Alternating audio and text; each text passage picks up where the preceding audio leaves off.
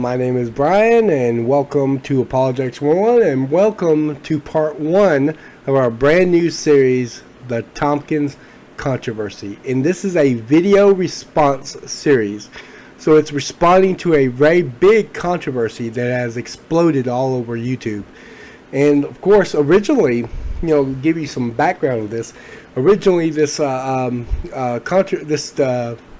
video was supposed to be a single video response to one Erika from Gutsick Gibbon, because she had responded to my interview with Dr. Jeffrey Tomkins in the geneticist series, where I interviewed him over his study of 84% number. I showed up about almost a week before the interview. I already had the interview scheduled up with Dr. Tomkins, but I showed up almost a week beforehand in her live chat when she did a video. I found out she was going to do a video responding to some of the arguments of Dr. Jeffrey Tomkins. So I decided to, one of the things that I do when I do interviews is I want to get what critics are actually saying, just to see how the person who I'm interviewing responds to certain critical attacks. Just kind of help people understand how to respond to certain issues and arguments that people might raise up. And I was trying to better understand her arguments. So I showed up in the live chat, and she talked to me a few times, and I was able to see what she said in the argument. So I presented a few of those ideas, a few of those arguments to Dr. Jeffrey Tomkins. We were just barely now understanding what she was actually trying to argue at that time, but it was in its infancy as far as responding to Erika. Since then, it's got a lot more technical, and we've got much more into the weeds on responding to Erika and that sort of thing. As if things didn't complicate things as much, Dr. Rob Carter has now gotten involved into the controversy, and he's gotten a video series. He's got 3 videos in it so far. I don't know if he's producing another one or not. Maybe not. I don't know.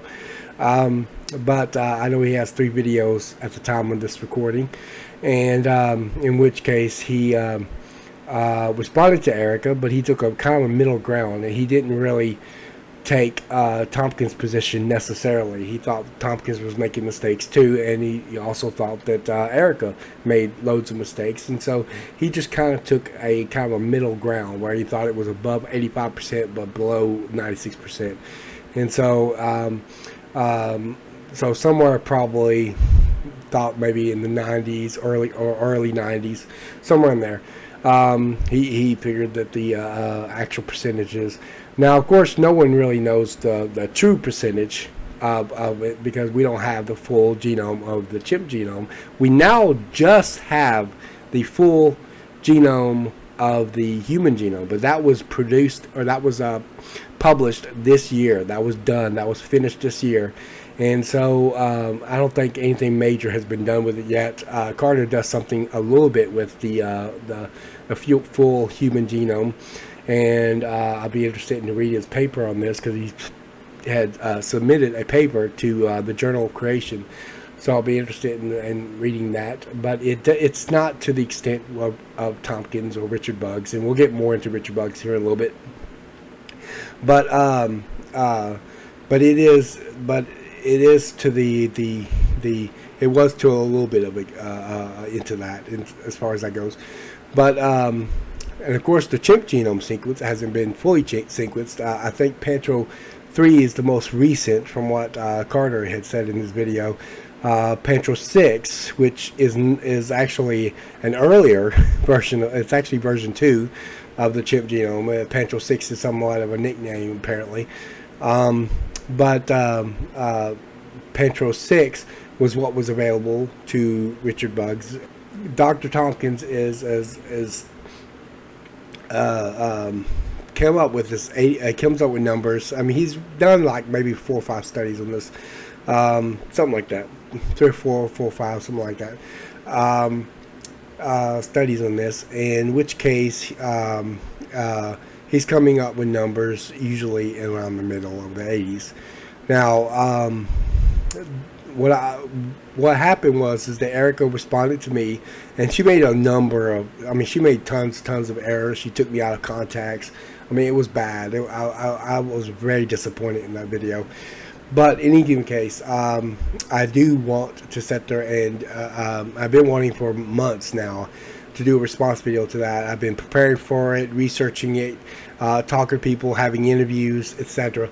And what ended up happening is that the video grew much more. I mean, there was a lot of content that I would have to go over, but then the controversy got more complex when Dr. Rob Carter dropped his video, and all of a sudden everything went to chaos. I actually had an interview scheduled with Dr. Jeffrey Tomkins all over this, and he was supposed to sit there and discuss methodology and things like that on camera and everything.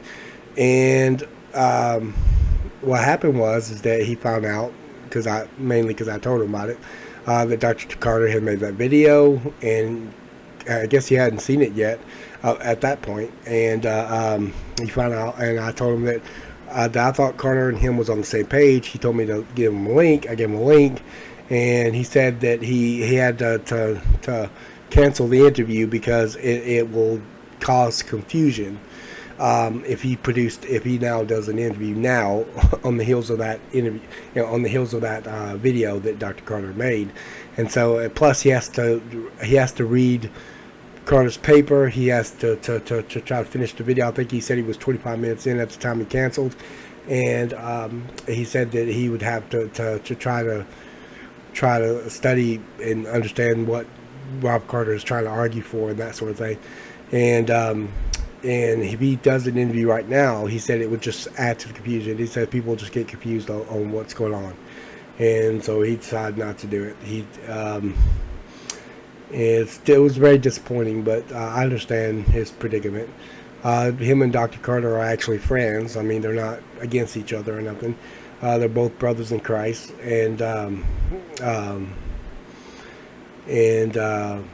but brothers in Christ can differ with each other, and they do. And Dr. Carter made a video, and obviously he didn't take Dr. Tompkins' position either. And so, there were issues here and there. Dr. Tompkins told me, though, he made some great points. Now, right after Dr. Tompkins had canceled the interview, I called him shortly after, and me and him had a good conversation for about an hour, and I was able to ask him some questions, and so that helped a little bit with clarification to some of these things, and so I can kind of add those later on down the road. But anyway, so this became a really huge mess really fast, and so what I decided to do is do a video response series. So instead of it being an individual video, I decided to make a series out of it, where I would be able to put sections in it. Originally, I was going to do like I said, one large video. I expected it to be anywhere from 4 to 5 hours, maybe more, and I was going to break it up into chapters and things like that. But it would have been way too big. It would have been way too big. So I decided to do it in sections.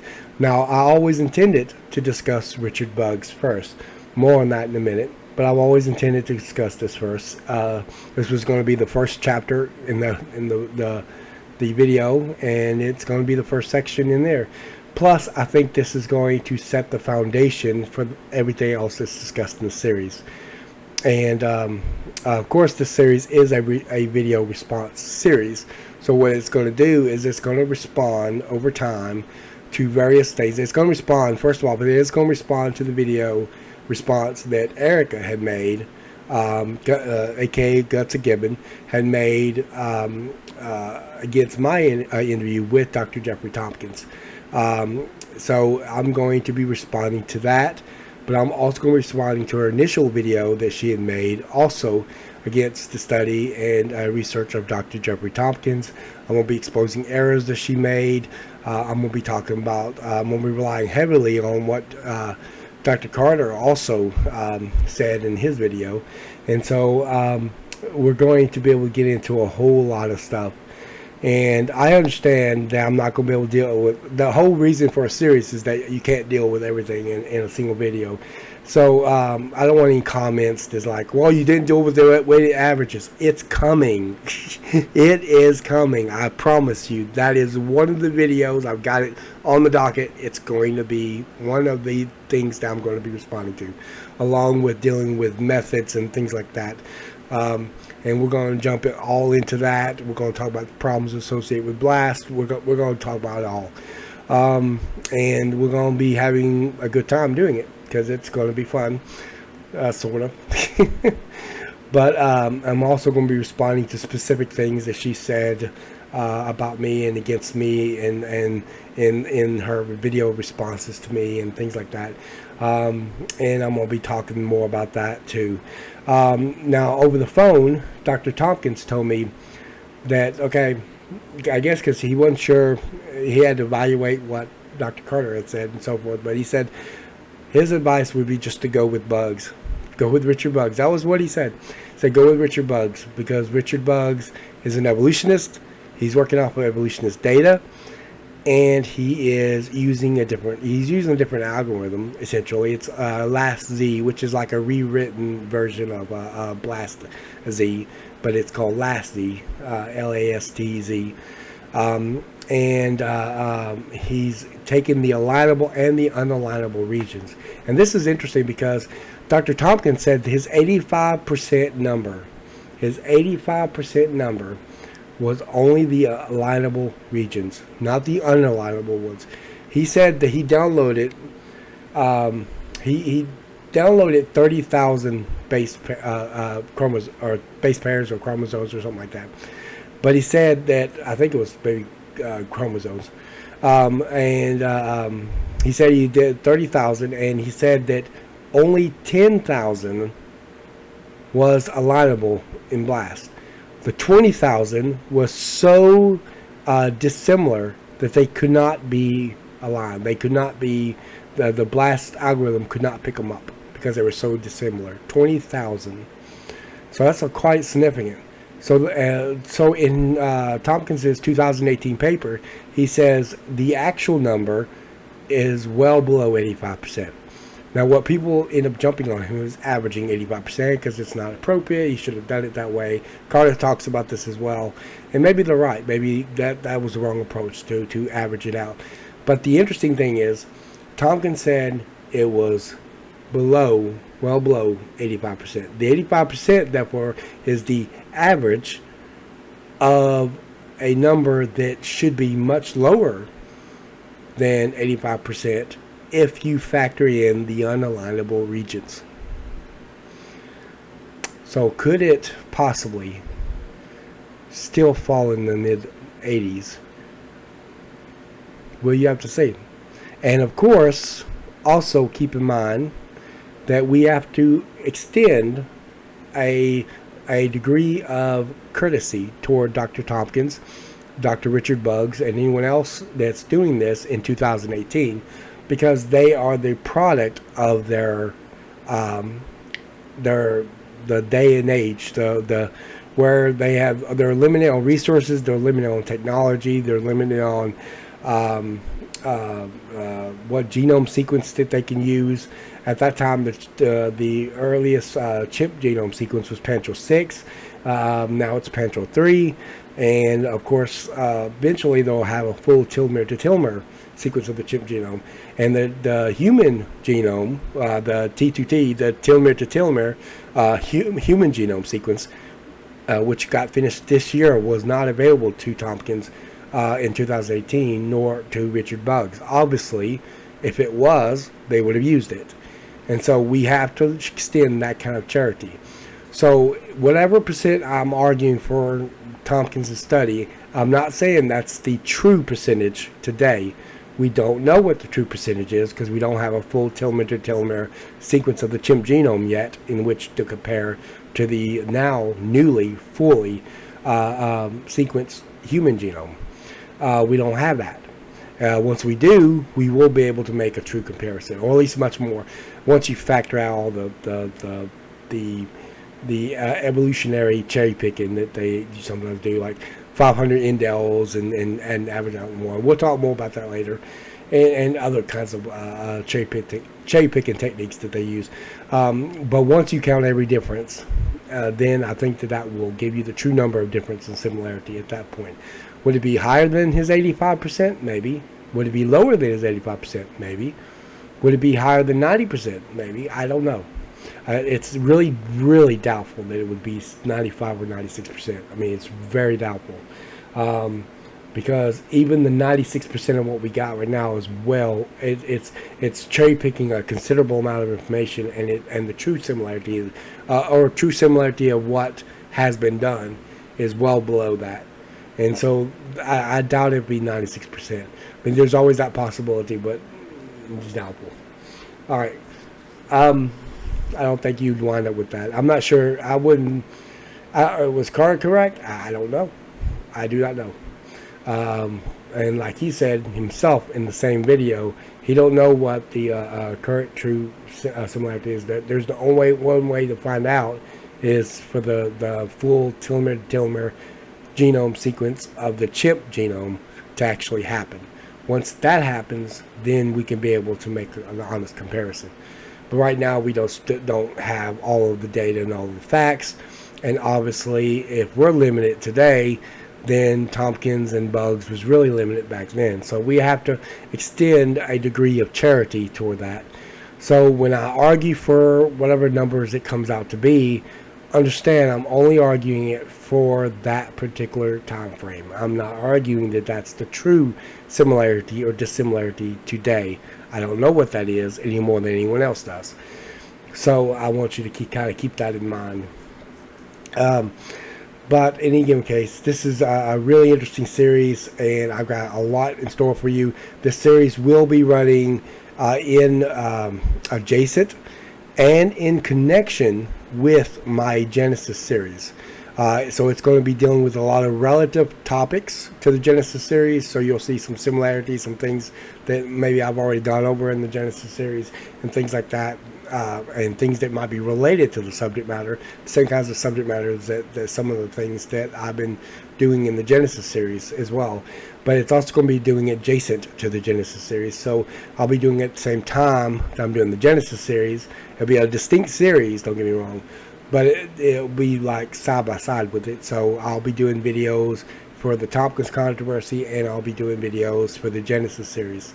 So that's I hope I didn't bite off more than I can chew on that. But in any given case, all right. Let's move into the discussion, because I want to deal with some issues involving Richard Bugs. Let's dive right in. All right, if everybody can hear me okay. All right, a while back, around 2008, Richard Bugs had published on his blog, which he has a blog out on Richard Bugs, and we'll go to that blog here in a second. But he has a blog out in which he published an 84% number, roughly around 82 to 84%, somewhere in there. In which case he used both the alignable and unalignable regions. He looked for every single type of difference there is. His philosophy, according to what he told me, was that he would count for every single type of difference.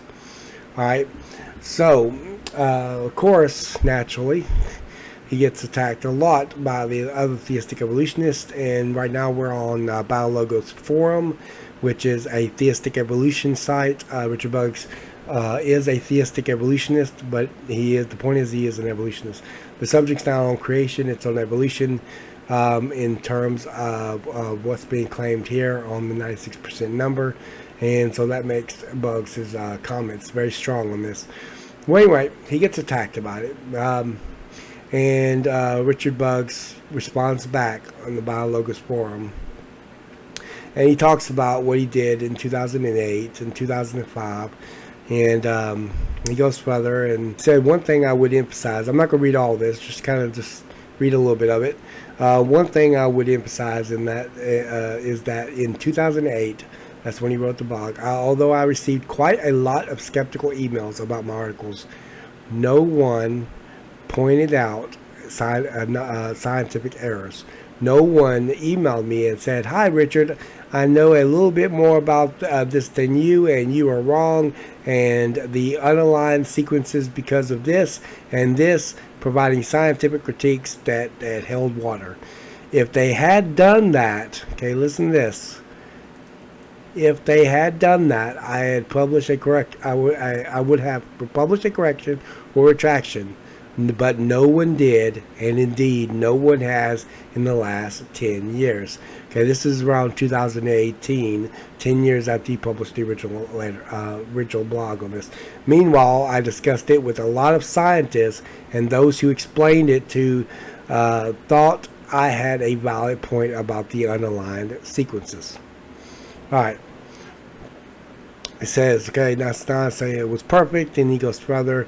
Now, he asked two questions. He says, what does the data say in 2018? That's the year that they were in. And how can it be described in the public in an adequate manner? And two, what did the data say in 2008 when correctly interpreted? Three, was I unreasonable in my interpretation in the 2005 chimp paper in 2008? He said as a preliminary, he said he copied it below. That's this right here. He copied what he had put in his 2008 blog, and goes further, and he would like these questions to be answered. So this is his this chimp paper. All right, yeah, he does these questions here. So he comes back after he revisits the number. He says, "Dear all, here is a final summary of my position." Then he gives the final summary. We're not going to go through this because we're fixing to go to his blog. And in his 2018 blog, he says all of this. Now, we will be reading that here in a second. But this is, he goes back and then he mentions his final position on the subject matter. And so we're going to go and we're going to check that out real quick. Okay, this is his blog. Okay, it's richardbugs.com. How similar are humans and chimpanzees? And he says, I recently participated in a discussion in the Biologist Forum on the degree of similarity between the human and chimpanzee genomes. I have asked for my current view on this issue by Dennis Venema, who had found an old quote online from a newspaper article that I had written in 2008 on this issue. In 2008, in a couple of newspaper articles, I did some simple calculations based on the 2005 chimpanzee genome paper. On the basis of these, I had come to the surprising conclusion that these data suggested that the human genome, or human and chimpanzee genomes in their entirety, could only be 70% identical. Dennis Venema asked me if this was still my view. You can read the whole discussion here. It is rather long with lots of title contributions. Okay, yeah. All right, he goes further and says, how similar are humans and chimpanzee genomes is a relatively straightforward scientific question. We are hindered by the still somewhat incomplete nature of both the human and the chimpanzee reference genome assemblies, which I mentioned earlier. But we can make this clear in our assessments and allow for uncertainties that it raises. The best way to assess the similarity of two genomes is to take complete genome assemblies of both species that have been assembled independently and align them together. The alignment process involves searching the contents of the two genomes against each other.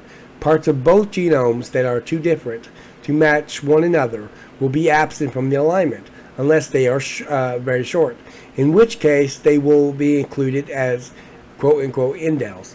Longer indels, even if they have well-characterized flanking sequences, will be absent from the alignment. Within parts that do align, there will be some mismatches between the two genomes, where one or a few nucleotides differ, which in this discussion we have been calling SNPs. In addition, there will be some parts of each genome that are present twice or multiple times in one genome and are present fewer times in the other genomes.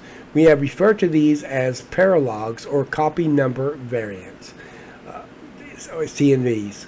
To come up with an accurate figure of the similarity of the entirety of the two genomes, we need to take into account of all these types of differences. Okay, notice this. All these types of differences. All these types of difference. Okay? Because not everybody notes every kind of difference. and Bugs told me this as well. But his philosophy is that every kind of difference should be counted, and I agree with him.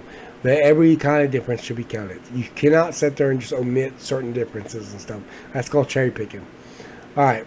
For some purposes, when talking about the similarity between two genomes, we may want to just focus on one type of difference, such as SNPs. If we do this, we should always specify which type of difference we have and have not taken into account. The most well-known estimates for the similarity of human and chimpanzee genomes only take into account SNPs and small indels. Copy number variants are less often included, and regions of the two genomes that do not align are completely ignored. Hear that? Completely ignored. All right. When assessing the total similarity between the human genome to the chimp genome, we also need to bear in mind that roughly 5% of the human genome was not been fully assembled yet. So the best we can do for that 5% is predict how similar it will be in chimpanzee genome. All right. We do not know for sure. The chimpanzee genome assembly is less well established. So in the future, we may assemble parts of the chimpanzee genome that are similar to human genome. This is another source of uncertainty to keep in mind. To keep up with most accurate current assessment that I could of the similarity of the human and chimpanzee genome, I downloaded from the CSC Genomics website the latest alignments made using the last lead software between human and chimpanzee genome assemblies.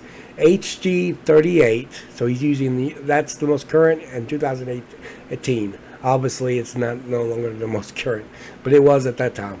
And Pantro 6, which again is the most current then. Obviously, it's not now because Pantro 3 is the most current now. And he says, see discussion, post 35, that sort of thing. And he goes further. He gives some numbers here. 4.06% had no alignments to the chimp assembly. 5.118% was SNVs aligned to chimp. 1.12% differed due to SNPs in the 1-to-1 best alignment regions. 0.28% differed due to indels within the 1-to-1 best aligned regions. The percentage of nucleotides in the chimp or human genome that had 1-to-1 exact matches in the chimpanzee genome was 84.38%. Get this, 84.38%. Okay, that's what he found out that was true. That included both the alignable regions and the unalignable regions. That's the regions he could line and the regions he could not line. That included every single type of difference, right? Because you have to take that into account to actually do a proper comparison between two different two different organisms. And he came up with 84.38%. And this is an evolutionist that's coming up with this. In order to assess how improvements in genome assemblies can change these figures, I did the same analysis on the alignment of the older Pantro 4 assembly against HG38. And he says, see discussion post number 40. The Pantro 4 assembly was based on a much smaller amount of sequencing than the Pantro 6 assembly. And so see my discussion, and he mentions the numbers here. 6.29% had no alignment to the chimp genome, chimp assembly. 5.01% was SNVs relative to chimp. 1.11% differed due to SNPs in the 1-to-1 best aligned regions, and 0.28% differed due to indels within the 1-to-1 best aligned regions. The percentage of nucleotides in the human genome that had 1-to-1 exact matches in the chimp genome was 82.34%. So this is using the more earlier version, okay? And obviously the more recent one to this time was 84.38%. Thus, the large improvements in the chimpanzee genome assembly between Pantro 4 and Pantro 6 had led to an increase in SNVs detected and a decrease in non-aligning regions. It was only increasing the 1-to-1 exact matches from 82.34% to 84.38% even though the chimpanzee genome assembly is at least 8% more complete, I think, in Pantral 6. The Pantral 4 assembly has been aligned to the human genome using the software MUMMER4, reported in Marcus Gilliam, if I pronounce it correctly, et al. He goes further. This method gives similar figures to my analysis of the US or UCSC last Z alignments. Mummer places 2.782 GB, I think that's gigabytes, of the sequence in mutual best alignments, and total of the last Z alignments is 2.761. I think it's gigabytes. I'm not sure if GB there in that context is gigabytes. Normally that's an abbreviation for gigabytes. In the Mummer analysis, approximately 306 megabytes, 9.91% of the human sequence did not align to the chimpanzee genome or chimpanzee sequence in mutual best alignments. This fits well with last Z results of 6.29%, non-aligned plus 5.01%, SNV equals 11.30%, not aligning. Overall, the Mummer software has been slightly more generous in aligning the human and chimp genome, but as Steve Seifner has pointed out here, Mummer is giving a high estimates of SNP difference within its alignments. This is probably a signal that it was over-aligned the two genomes, and some of its alignments are spurious. Thus, I think we are best off trusting that last Z alignments over the Mummer alignments, though difference between the results of the two methods is rather small. You know, funny thing is, I had an evolutionist recently that tried to tell me that that was flawed and but Dr. Bug said that that's actually, the difference is actually very small. As 5% of the human genome is still unassembled, and 5% seems to be SNVs relative to chimp, and 4% is unaligned to the chimp genome. I cannot agree with Dennis Benema here, and Steve Scheifner here, that 95% is the best estimate we have for the genome-wide identity of chimps and humans. That's interesting. He cannot agree that that's 95% is the best alignment. I would accept 95% as a prediction, but not as a statement of established fact. Wow. All right. He goes further and says, I predict that the 95% figure will prove to be wrong, because on the basis of my comparison of the Pantral 4 and Pantral 6 alignment to HG38, I think that the SNV difference are here to stay. I doubt that all the currently unaligned or unsequenced regions of the human genome will prove to all be 95% the same as the chimpanzee genome. Some of the unaligned, quote unquote unaligned, human sequences are medium-sized indels, and it is hard to see why they would not have been assembled in the chimp if they were present. I also expect at least some of these unaligned or unsequenced sequences to be rapidly evolving. Now, of course, he assumes evolution there, obviously. Essentially, Bugs is arguing that the numbers are averaging up. If you take the alignable regions, you take the unalignable regions, you count all the indels, you count up every single difference, no cherry picking, you count every single difference is being counted, every single similarity is being counted, both the alignable and unalignable regions of the genome are being counted. He says the number based on the current genome sequences, HG38 and Pantral 6 at the time, okay? Obviously, they would use different things today because we have more available now. But at that time, they had HG38 and they had Pantral 6, and that's also what Tomkins is using as well. He's coming up with numbers like 84.38%. 84.38%. Okay. When he did this in 2008, I think he came up with like 82% or something like that, as he was pointing out.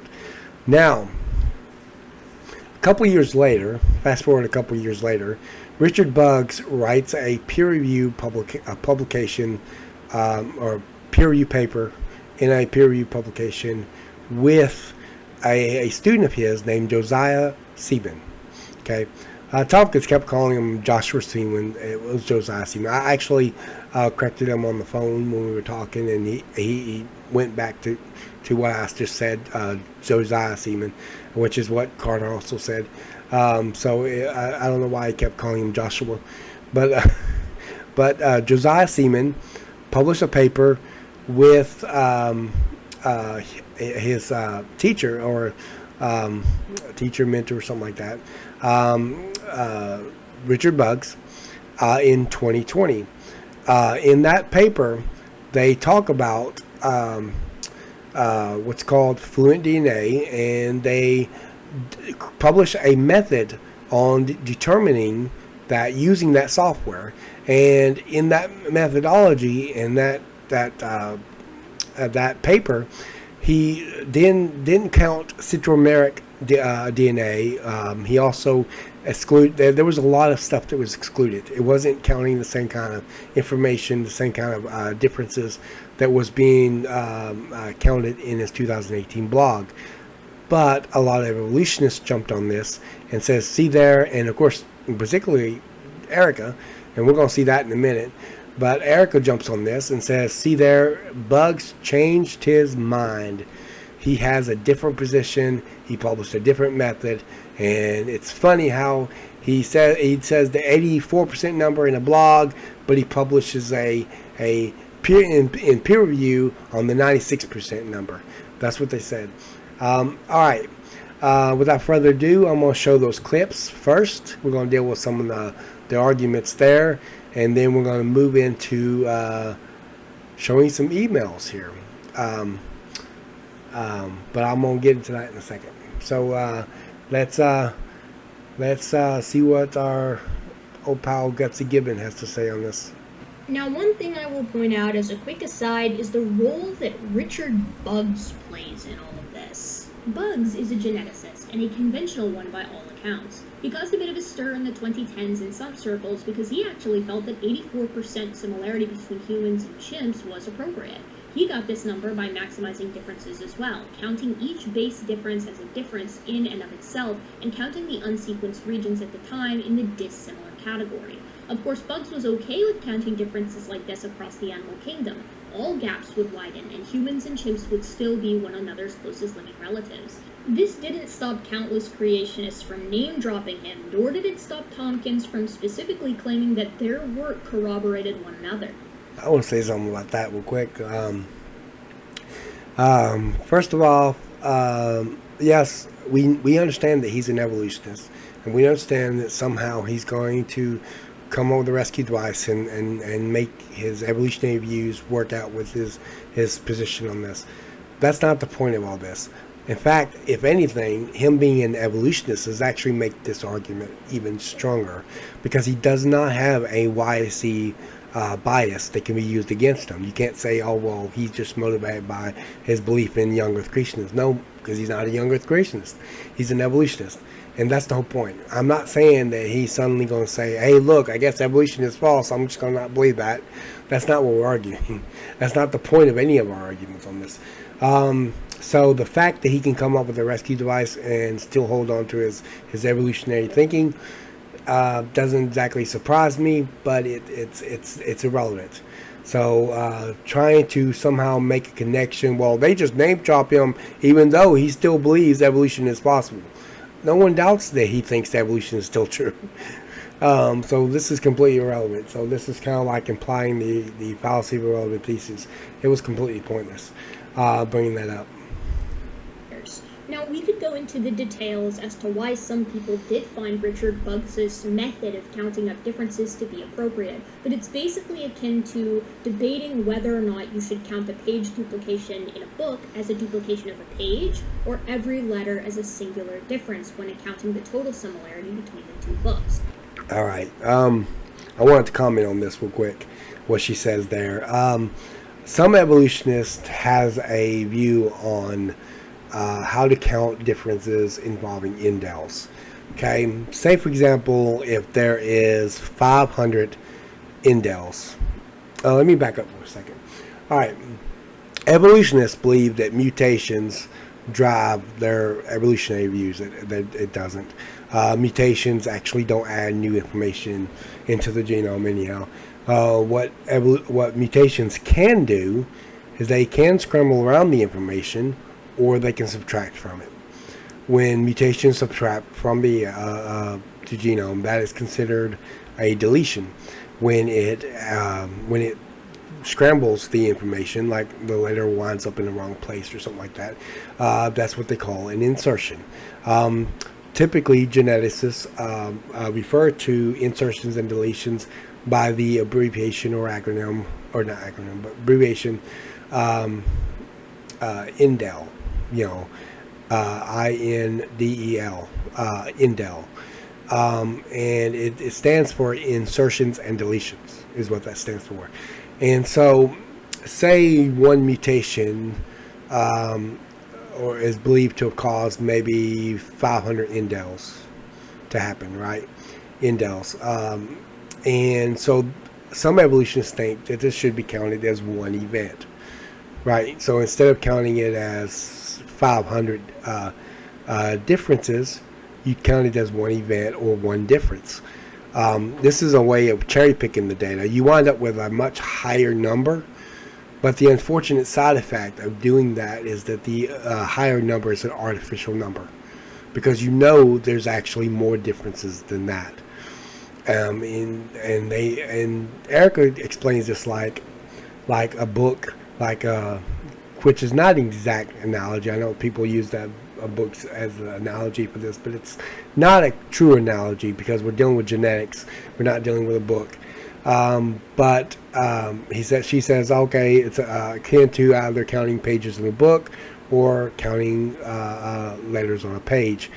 But here's the thing: if your goal is to count if your goal is to find out how different or how similar two organisms are to each other, the logical step is to count every difference and every similarity. It does not seem to add up logically to sit there and say, well, I'm going to take all of these differences and I'm going to group them up as a single page, and that way I can lessen the amount of difference between two organisms. It's a way of cherry picking the data, but it doesn't make sense logically. And Bugs noted this. He actually talked about this in his blog. He actually talked about it. In which case, he's like, I called it his man on the street analogy. If a man on the street asks me, how different it is, I'm taking it to mean one-to-one exact matches. That means I'm looking at the letters, I'm looking at the differences, every last differences. Trying to take a bunch of differences and bump them together as just one thing, as one event, as one difference. You wind up with a higher number of similarity that way, but what's the point? It's artificial. It's not the true similarity. It would be much less than that if differences were being counted up right or not. Obviously, Erika doesn't want to really deal with this because she does actually right after this moves on to it. And Bugs told me, and I did ask Bugs about this, he said there is no clear consensus on how differences should be counted. He says his philosophy is that every difference should be counted. That's what he said in an email to me. And I'll talk more about those emails here in a second because I'm actually going to be showing those emails on screen so you'll have a chance to actually see them for yourself. But his philosophy is to count every difference. But there's no clear consensus on how to do it. And obviously there are debates even among evolutionists what to count. Should you count S&P? Should you count indel? Should indels be counted at all? When you do count indels, how should you count them? And so there's lots of debates on that. But other than a ton of opinions, there's no way they can substantiate just counting indels as as a page rather than as individual letters. I mean, there's no way you could justify that. But logically, it would make sense to count every difference. If that is your question, if that's the question, that's the goal that you have, counting up the differences, counting up the similarity, how similar or how different are we from each other, then it just makes sense to count every difference. Now, they do. There's lots of different ways the evolutionists have cherry picked the data over the years.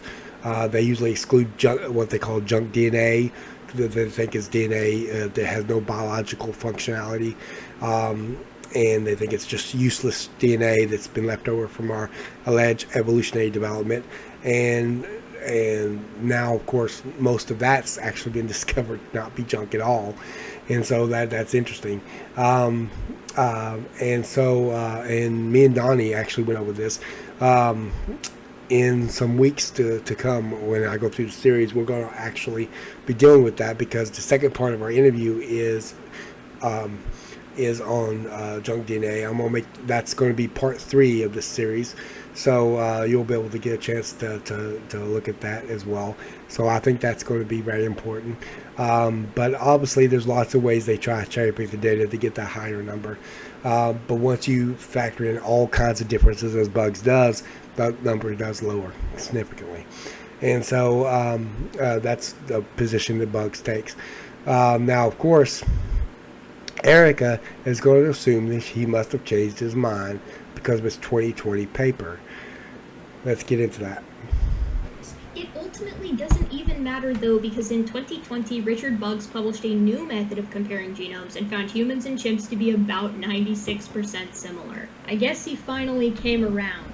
Or did the evil evolutionist cabal beat him into submission? Soon, the evil League of Evolution Acceptors will reach every scientist and force them all to believe in evolution. Wait, they already do? No. She actually implied a no true Scotsman fallacy there.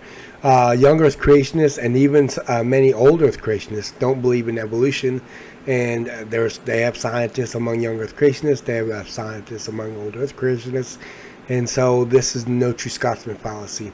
It is factually inaccurate to say that scientists are all in universal agreement. You can't say that without making a no true Scotsman fallacy, in which case is what she made. Because young Earth creationists are also scientists, and they don't agree with evolution.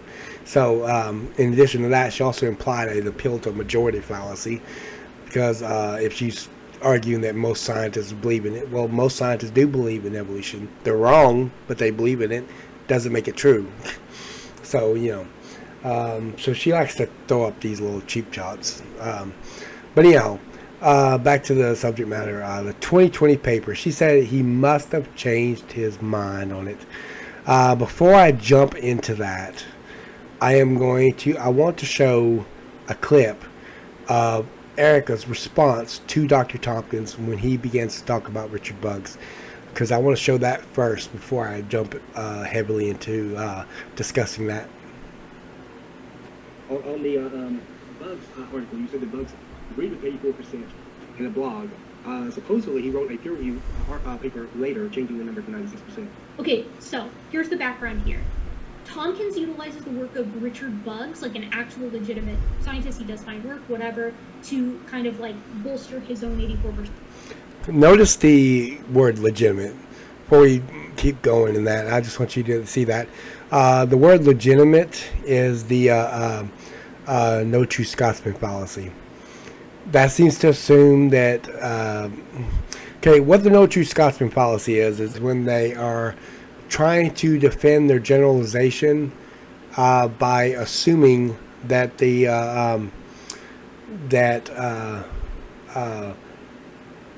it's not that just by assuming that it's not true of the other, that they're not, that because once you factor them in, you realize their generalization or their general claim is false. The universal claim is false. So if they say, for example, you say no true Scotsman would drink anything less than 80 proof alcohol, something like that. But it's you can actually fill in the blank with whatever you want to. You could say no true scientist would ever embrace young Earth creationists. That would be a no true Scotsman fallacy. because obviously there are true scientists that do embrace young Earth creationism. They're young Earth creationist scientists. And you can do that in a lot of different ways. You can apply it a lot of different ways. You can use the word real, like no real scientists would ever believe in a young Earth. That would be no true Scott Smith policy. And there are lots of different ways to do it. In this case, she's using the word legitimate.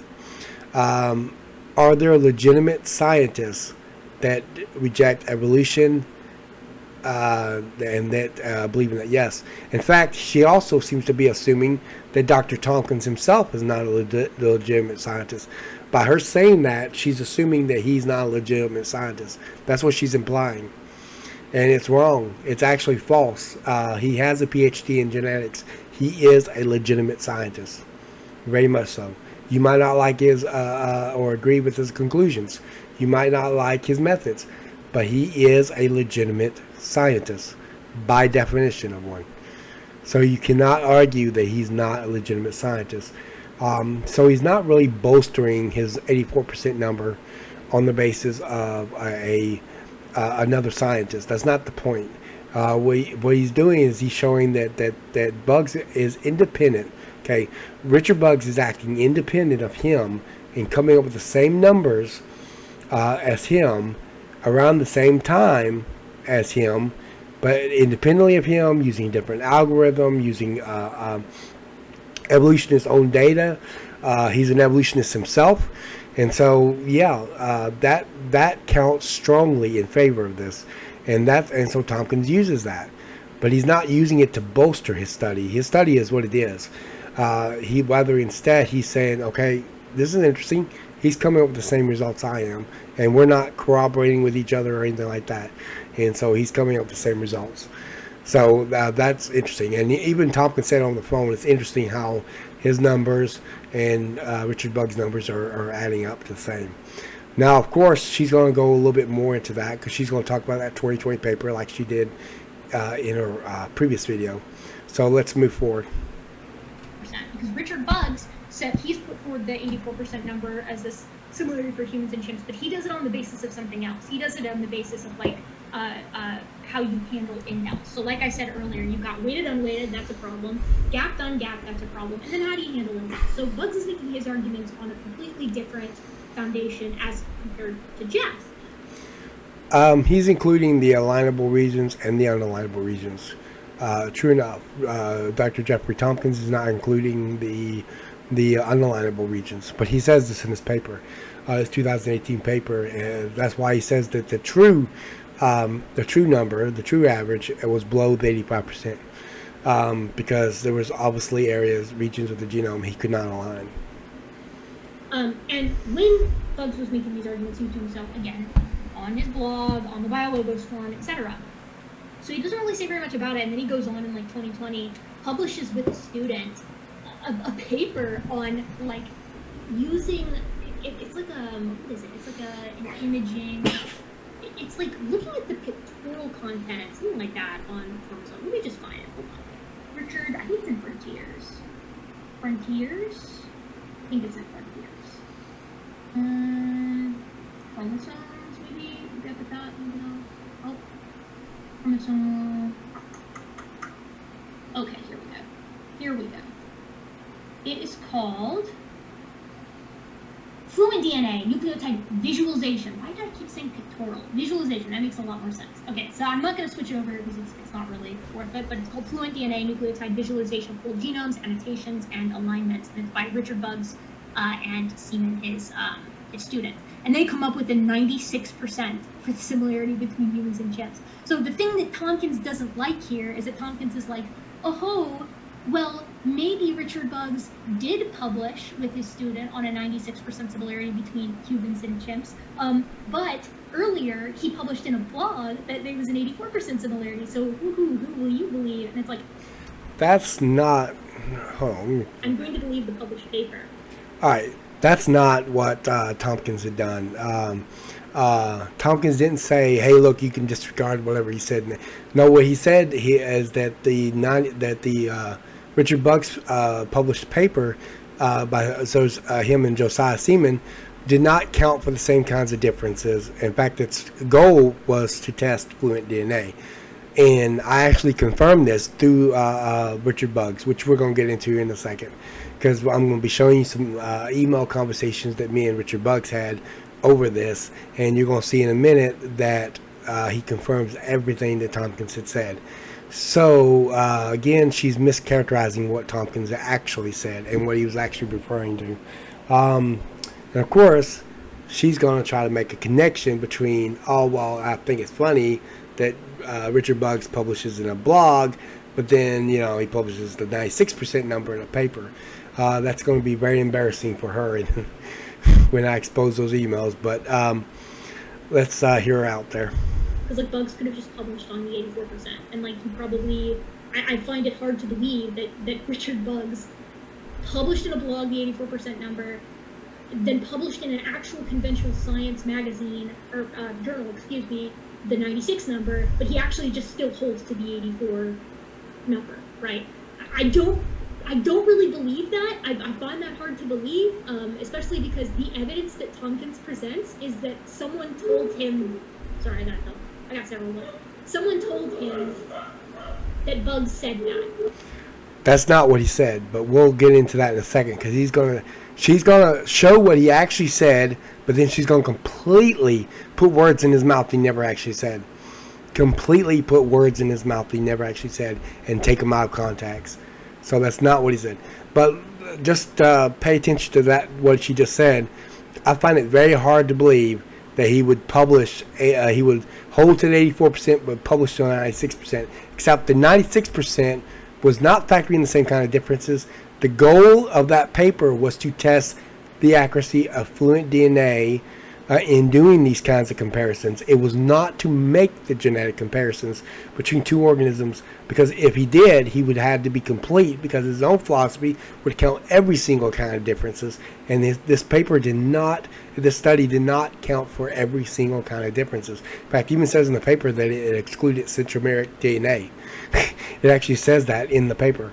So there was all sorts of differences that they did not account for, because that was not the goal of the paper. But so, yes, in fact, Richard Buggs also told me, and we're going to get into this in a second because it's going to be very interesting. When you take his methodology from this 2020 paper and you factor in the kinds of differences, that means all kinds of differences that his 2018 blog does, it would come down to the same thing. It would come to 84.38%. He even told me that there was a box where you can actually look all that in and just start making those calculations. And so that's interesting, since she finds it hard to believe, which, by the way, is argument from incredulity. I can't believe it. Therefore, it's so incredible. I can't believe it. Except it's not really that incredible once you factor in all the facts and you understand what's actually going on. And Buggs himself said it on top of that. So it's not incredible to believe, but it's embarrassing for Erika. I'm sorry, Erika, but you're wrong. And you're fixing to make an even bigger mistake by taking Tomkins out of context and putting words in his mouth that you never actually said. Let's jump into that. Right, someone else told him that Buggs said it. So let's hear him make that case. Why does Buggs change it to 96% later? What was his reasons for that? Well, the guy that wrote the paper was Joshua Siemens, and he did a PhD with Buggs, and Joshua Siemens was creating DNA visualization software. Again, it's Josiah Seaman. He gets the name wrong. I don't know why he gets the name wrong. I think he just basing it off of memory. But it is Josiah Seaman. I corrected him over the phone, and he changed it to Josiah Seaman, because that's actually how you pronounce his name. Maybe he just was trying to pronounce it a little bit more English-like, but it's pronounced Josiah Seaman. So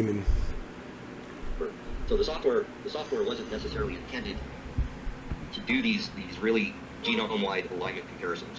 I mean, you say that, but the title is Fluent DNA, Nucleotide Visualization of Whole Genomes, Annotations and Alignments. So I don't know that you can make that case, Jeff.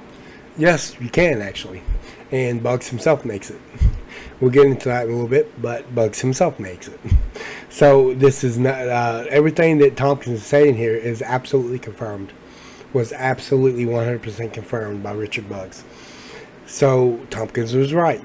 And again, Erika's making an error here. She has misinterpreted a published paper, which is interesting because she's known for bringing up published papers on her site, on her YouTube channel, and now all of a sudden she's having to eat a lot of crow because she badly misinterpreted this one. All right, let's move on. Necessarily. In other words, the 96% talked about just the regions that were highly similar, that did line up. And someone sent me an email from Richard Buggs. It was very recent. I think it was within the past year. Keep in mind what he actually said. Someone sent me an email from Buggs. Now listen to what she says and how she twists this very carefully. Which was after he published that paper, where he claimed in the email that the 84% still stood and was still valid. So Joshua Siemens' genome visualization software was... Okay, there you have it, you guys. The source is, someone told me so. Is that what Dr. Jeffrey Tomkins just said? No. What he said was, someone sent me an email from who?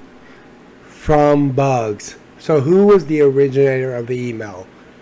Buggs. And me and him actually talked about her taking him out of context and putting words in his mouth there over the phone. One of the things we talked about. I mentioned it to him, and he said, and the funny thing is that the person who sent me that email also put that, I can't remember where he said it, they put it, but it was in a public format. Someone can email Tomkins and ask him where that is. I never did bother asking him where that was, but he said that it was in they actually publicly put that email that was sent to him by Buggs in a public format, so they still held to the 84% number, some kind of public platform. But either way, it doesn't matter to me because I actually already talked to Dr. Richard Buggs, so I actually already know everything that Tomkins said was absolutely true, and he still held to the 84% number. But notice the misleading statement here. Not only was he taken out of context, but she puts words in his mouth. They have the recording. They see what Tomkins actually said. He didn't say somebody told me so, but she wanted it to look like, and this was very deceptive for her, she wanted it to look like Dr. Tomkins was basing this on hearsay. But the originator was Buggs, therefore it was not hearsay. So this was highly misleading that she put on there. And the funny thing is, it was actually on the recording that you actually saw on the recording what Tomkins actually said. And she puts words in his mouth he didn't actually say. So that's interesting as well. But we're going to get into this. So, let me make sure that's it. Okay. If you say so, Jeff. If you say so. It was not a sophisticated, blast N or blast X algorithm. It was just visualization software with a very crude brute force algorithm. Awesome. Okay. And of course, and I actually talked to Joshua Siemens at some meetings after that was done. And anyways. Right. And of course, I could put a whole lot of stock in that. Right. Dude, the irony. Jeff wouldn't put a lot of stock in a published paper. No, again, taking him out of context, he wouldn't put a lot of stock in the argument that published paper somehow was contradicting the 2018 blog by Richard Buggs. That somehow Richard Buggs was contradicting what he had written earlier. That's what he was talking about, which is the case. Because Richard Buggs still holds to the 84% number that he came up with in 2018, at least until further studies are done on this and more of the genome is made. I know the human genome was recently sequenced, and the chimp genome still lacks sequencing. So he's not sure if it would really raise much higher than this. I think if I understood his blog correctly, he thinks maybe it would affect it a little bit and it might go a little higher.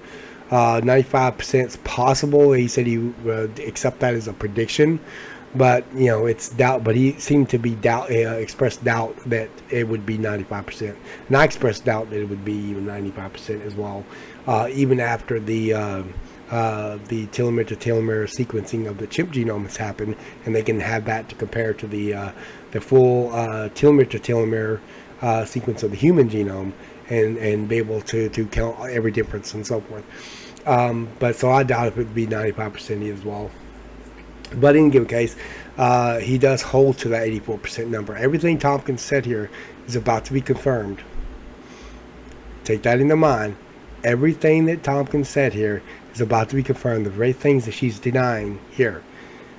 She took him out of context. She made a statement that she was wondering on the she made a statement about well, we're going to jump into that in a second as well. In her video response to Carter's first video in his series,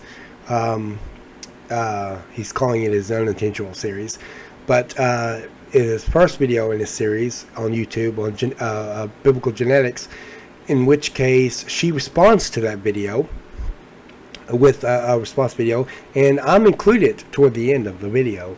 I love the way she likes to bump me toward the end. Like, okay, as an aftermath, we'll deal with Apologetics 101. Not insulting at all.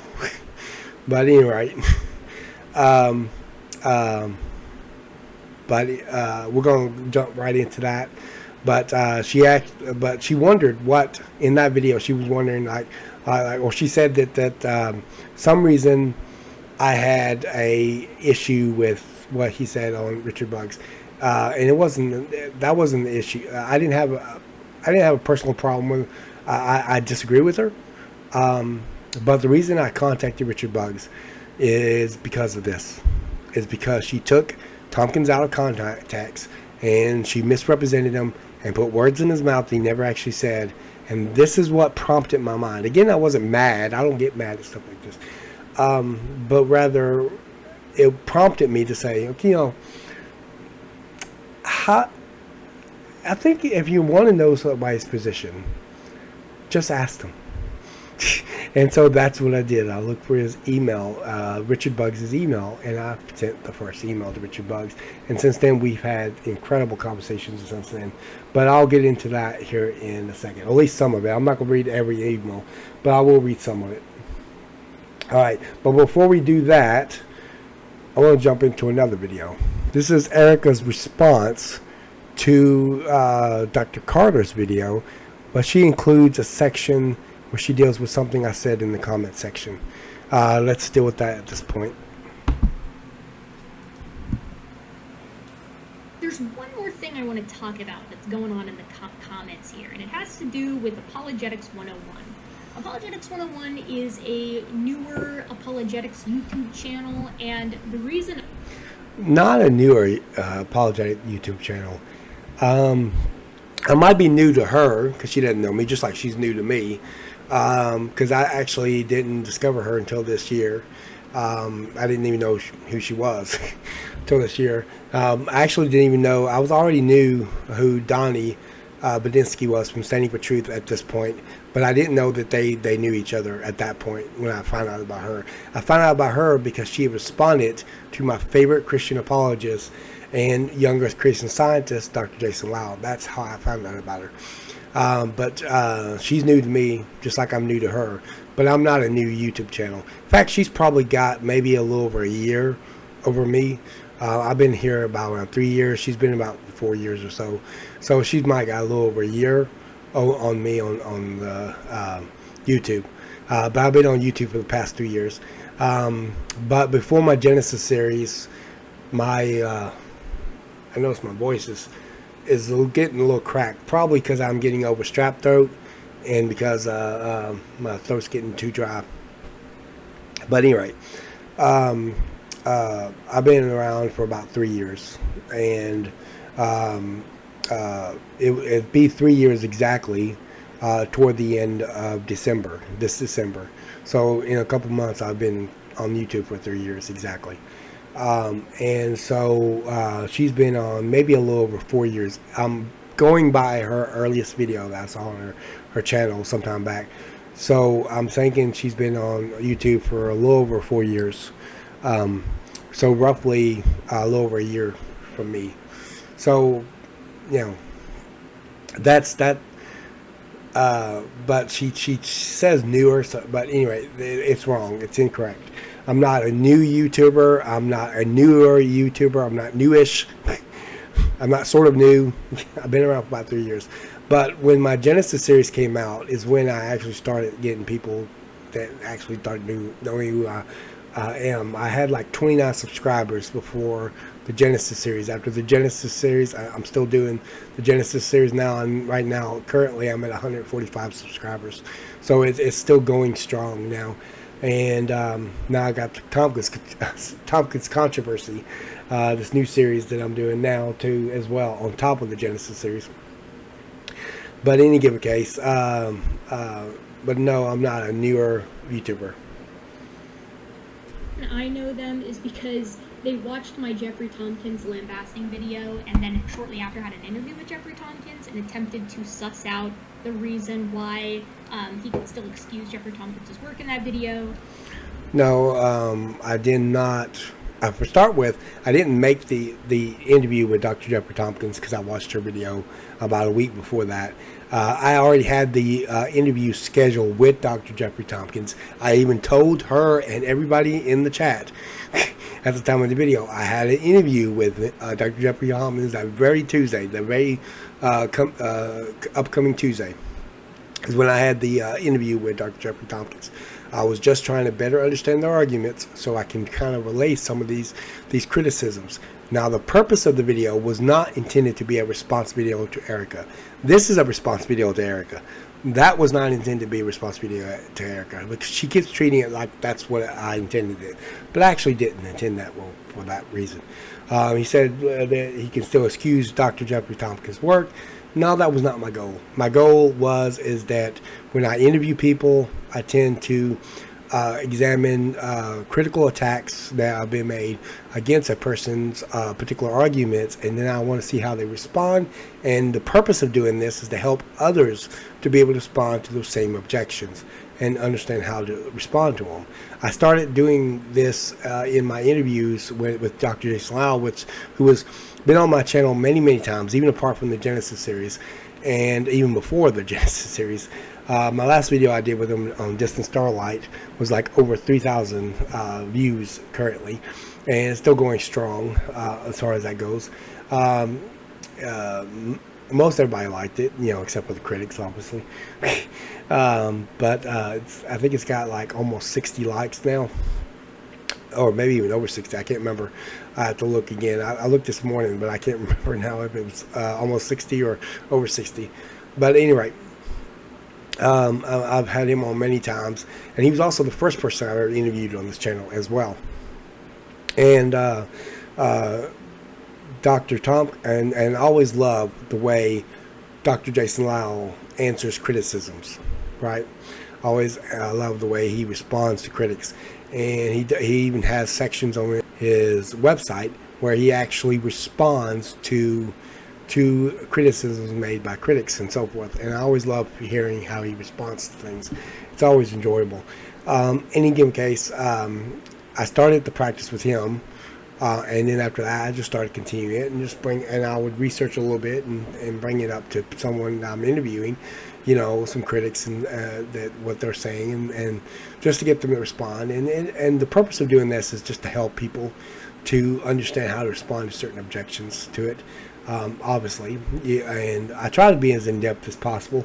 The only real, she claimed, and her supporters claimed, that it wasn't a good interview. It was a good interview. It was actually a very good interview. The one downside to it that I would have to say is that it was not comprehensive. It was not exhaustive. That was my one complaint about the whole thing, and that was a complaint against me, not against Tomkins. I should have made it a little bit more comprehensive than I did, but we was juggling two different things. One, he was going to bring a presentation, and the second was me doing a Q&A. She claimed that the Q&A session was a total botch. I think she will say it in here, And that's just not true. Dr. Jeffrey Tomkins gave some really good points, some good arguments. Now, we didn't fully understand some of the arguments that Erika had made, and so we would eventually come to understand them a lot better, and I'm able to actually deal with them a lot better because I'm able to research stuff and absorb into it. At that time, I only had maybe less than a week's worth of understanding of her arguments, but since then I understand them inside and out at this point, and she's wrong very much. And I think Dr. Carter exposed a lot of errors that Erika had done. That was really impressive. That showed that she had made tons and tons of errors in her analysis, in her conclusion, in the way she handled blast, the way she argued her position, and so forth. So, but in any given case, I didn't do it to respond to Erika necessarily, and I certainly didn't do it to try to excuse anything, because there was nothing to excuse. I mean, he had a study, and I think it was a really good study, but like all scientific studies, it's provisional. It obviously will change with the times, and as new studies replace older ones, and that's going to happen because science is provisional. That's the way science is supposed to be. It's supposed to be provisional. It's supposed to be able to change as the times change. As we receive updated information, as we make newer discoveries, as our knowledge increases, as our information increases, as we gain new technologies and we explore new possibilities and things like that, the studies are going to improve over time. Well, at least that's the idea behind it. It's going to improve over time. And so we would expect it to be closer and closer. And so the numbers that Tomkins came up with, numbers that Carter come up with, etc., these things are going to change as we improve our information, on our knowledge. That's just the way science works. Okay? So that's very, very important to know that. It's just the way science works. And so I'm not excusing his study. His study was a very good study for its time. Obviously, it would be replaced by other studies, and that's fine because that's the way it goes. It didn't go over very well. In fact, the question and answer section was, in my opinion, disastrous for Tomkins. But she claims it was disastrous for Tomkins. No, it wasn't. It wasn't disastrous at all. In fact, what he said about Richard Buggs turned out to be accurate. The funny thing is, by the time she said this, she already knew, or at least she knew in part that what he said that we went over with Tomkins, that we showed what Tomkins had said was correct. And of course, I confirmed all of what Tomkins had said was correct with Richard Buggs. So as far as what he said about Richard Buggs, so the Q&A was not a disaster at all. It was a very, very big plus. So it was not a disaster. So this is false. Apologetics 101 has decided to take personal issue with my busting of Jeffrey Tomkins and is putting together some kind of mega response video. All right. Again, I did not, for start with, she didn't bust Dr. Tomkins at all, obviously, because she was actually wrong. So she knows she's wrong at the time she said that. So she didn't bust Dr. Tomkins at all on Richard Buggs. She really didn't bust Dr. Tomkins on anything. But she claimed, she's claiming that. And as far as what I took issue with, I didn't take issue with what she said to about Dr. Tomkins. My issue was with what she did with misrepresenting and mischaracterizing what he said and putting words in his mouth he never said. I wasn't angry about it, like I said, but obviously that was wrong for her to do that. But it did prompt the thought to ask Richard Buggs. You know, it just made sense to me. You know, if you want to know what someone thinks or believes or what positions they take, just ask them. And so that's what I did. So, you know, Erika would have us to speculate back and forth. I didn't want to do that. I want to ask Richard Buggs directly. I didn't know what I was going to find when I asked him. But we'll get into that in a second. we'll see if it's worth responding to when it comes out. Allegedly, we're getting a Tomkins interview in it, so I certainly hope that we get some answers to our questions on Tomkins' methods. All right, two things. The first thing is that this is no longer, as you already know, since you're watching it, this is no longer a single video that I was going to do a response. I was going to do that at the time she said this. So at the time she said this, that was correct. But I've changed my mind since then because of Dr. Carter's newest video, and it's just gotten, this whole subject's gotten really complex, really messy, really fast. And so I want to be able to do this video for the layman and to be able to present this information in a way that everybody can kind of understand what's actually going on here and the discussion and so forth. And so so I decided to do it as a series. Now, at the time she said this, it was true. I hadn't changed my mind at that point. That was absolutely true at that time. But now I have changed my mind, and so that's what it is. The second thing I want to say is that Tomkins would not, as you already also know, Tomkins won't be joining me on there. At that time, it wasn't even true. I think she misunderstood that and thought I'd already established a interview with Dr. Jeffrey Tomkins. At that time, I hadn't.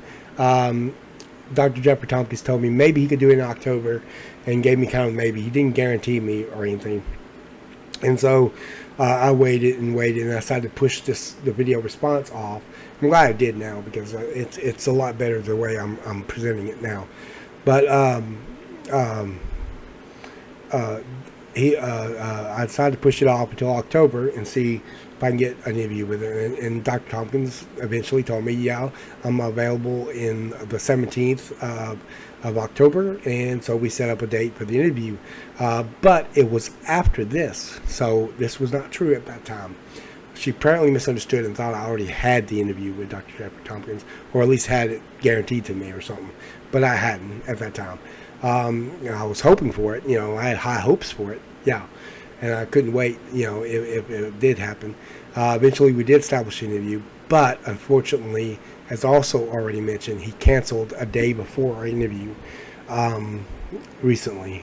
He canceled a day before our interview because he thought that it would confuse things if he did an interview on the heels of Carter's response video, because Carter isn't really taking Tompkins' position either. And Dr. Jeffrey Tomkins said he would need time to process what Dr. Carter had said and maybe even review his paper on this, because he had submitted a paper to the Journal of Creation, and he would have to review that paper as well. And he said he might even be one of the asked to be one of the reviewers of it. So, he would have to see that, but he didn't want to add to the confusion by doing an interview on the heels of that discussion by Dr. Carter. And so he had canceled the interview. It was sad. It was disappointing. I'm very disappointed in that. But part of me, I understand where he's coming from on that, and so I expect it. But we did have a good conversation over the phone at least. He gave me a chance to ask him a few questions, so I'm able to respond. I know why Erika's method or attempt to reproduce Tomkins' method had failed. He talked to me about that as well, and I'll discuss that more on here when we discuss this. So, but not in this video, just like later on down the road. But in any given case, let's continue. But one thing in particular that Apologetics 101 has recently just been plastering over any comment section that will listen is that he has actually interviewed Richard Buggs, because if you'll recall in my video... Alright, I never claimed anywhere that I interviewed Richard Buggs. She might be interpreting the word interview to mean had a conversation with them through email. Like an email interview. Officially, we usually don't consider that an interview. I don't think Buggs considered an interview. Now, I did invite him to have an interview with me, which he could also have been interpreting, because I think I did tell Donnie that when we did our first interview together originally, apart from what we're doing on this series on the Les chromosome 2 fusion that Donnie was interviewed by me for. but we did another one on alleged chromosome 2 fusion for the Genesis series, and we responded to some of the criticism of Erika as well. And during the course of that, I think maybe toward the end, I did mention to Donnie that I had originally asked Bugs for an interview. I don't think I should have probably corrected. I think he might have understood that I had asked him for an interview, and so everybody just kind of assumed that I must have got it. I actually didn't get the interview. I asked him for an interview, and when I said that to Donnie, we just kind of moved into other areas of discussion on that. And so I don't think I actually clarified that I actually did not get the interview. Just because you ask for an interview don't mean the person you asked for an interview is going to say yes. Well, Bugs didn't say yes. He said that he was too busy at the time and couldn't do an interview at the time. But he didn't mind answering questions through email. He never told me to buzz off and you know, I have too much time. I don't have enough time to even talk to you through email. No, he was willing to talk to me through email. He was very nice. He was very cordial, very accommodating. And so I found him to be very easy to talk to. So he was able to answer questions. He was able to clarify points. We had an interesting conversation going back and forth, not in debate style. We never debated. I just asked him questions and he gave me answers. And if I need clarification on something, he would give me some clarifications and that sort of thing. But I didn't have an interview with Bugs. I did ask him twice for an interview. The second time was later. I asked him for an interview following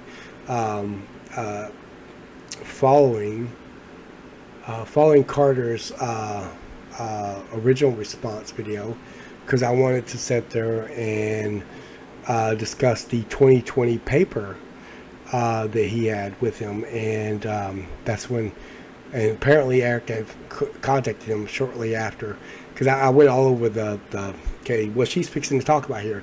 I went all over the comment section. I wouldn't say I went all over the comment section. I went all over the comment section talking about a lot of different things to a lot of different people. People challenged me this, challenged me that, and I can't even remember all the stuff that we talked about. But I do remember the email that she's got up here on the screen right here.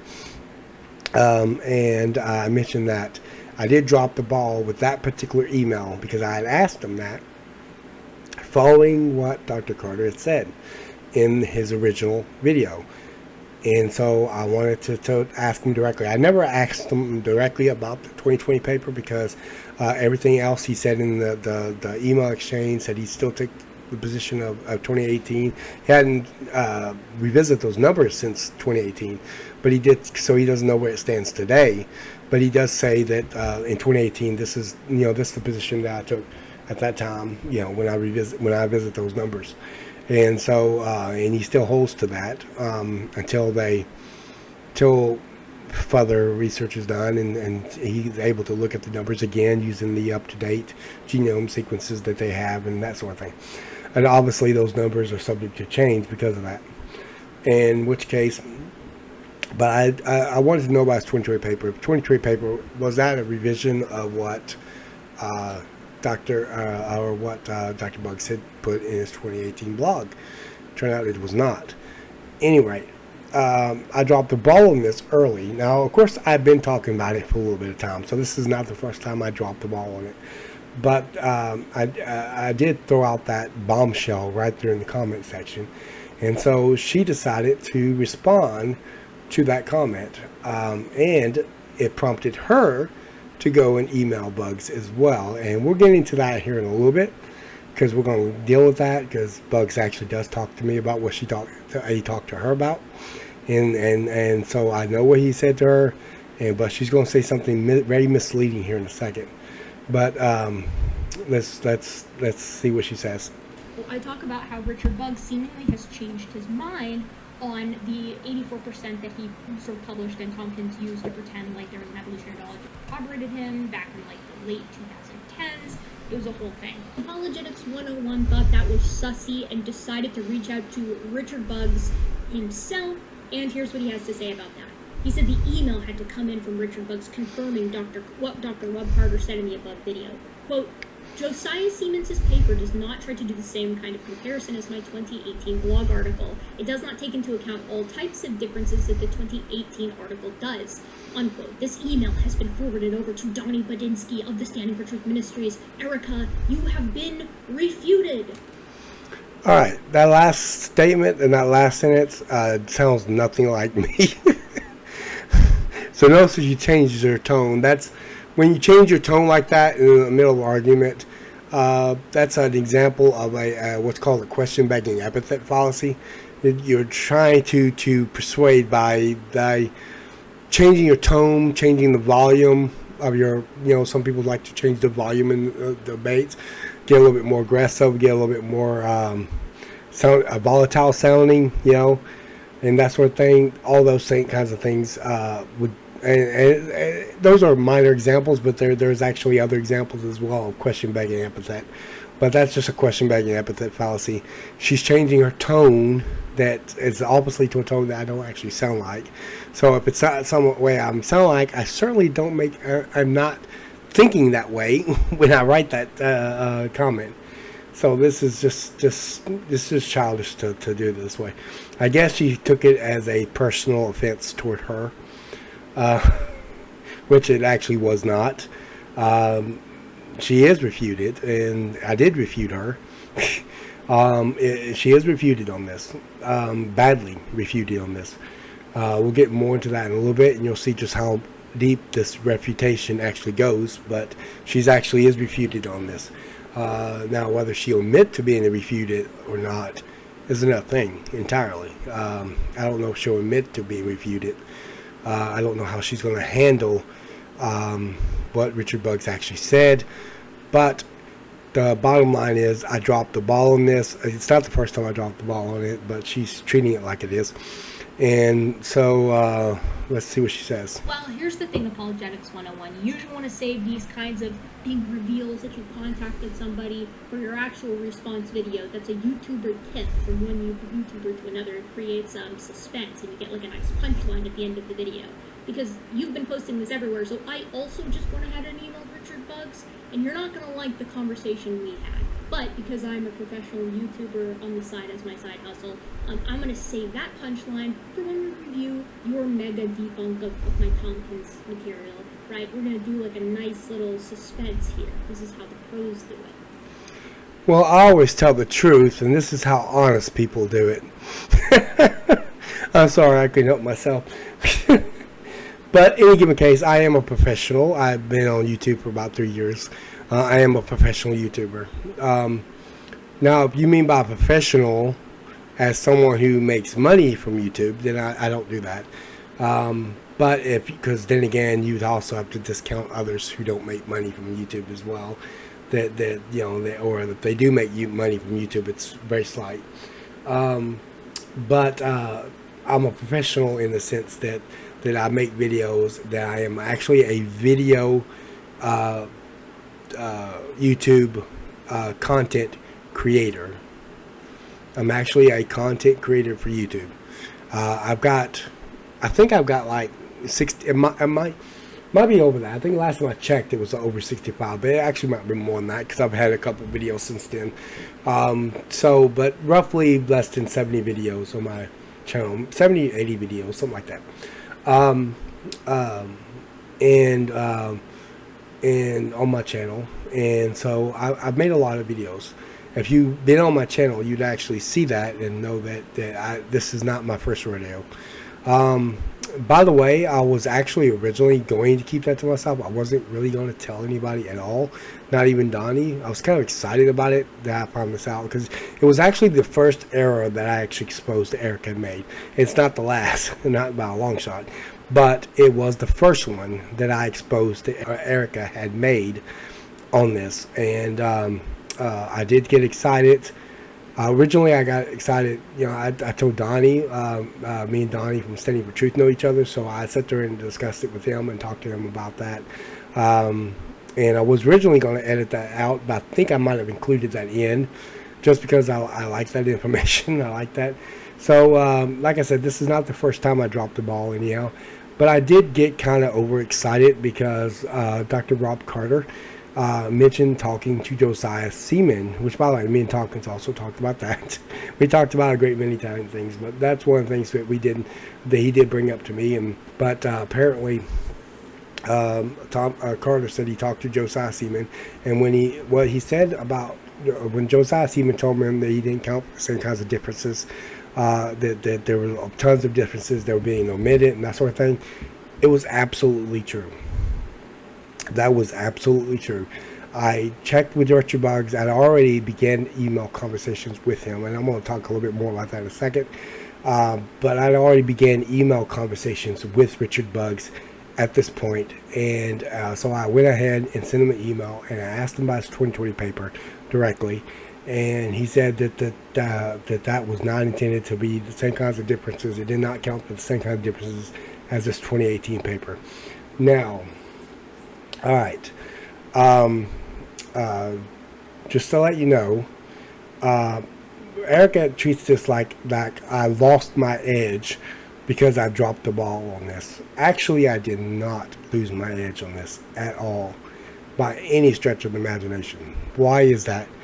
Well, because I have been in a conversation with Richard Buggs for months, long before she ever even thought about it. She didn't think about it until she saw my comment sections about Richard Buggs' 2020 paper. That's when she thought about it. She got a hold of Richard Buggs' email, which is not hard to do.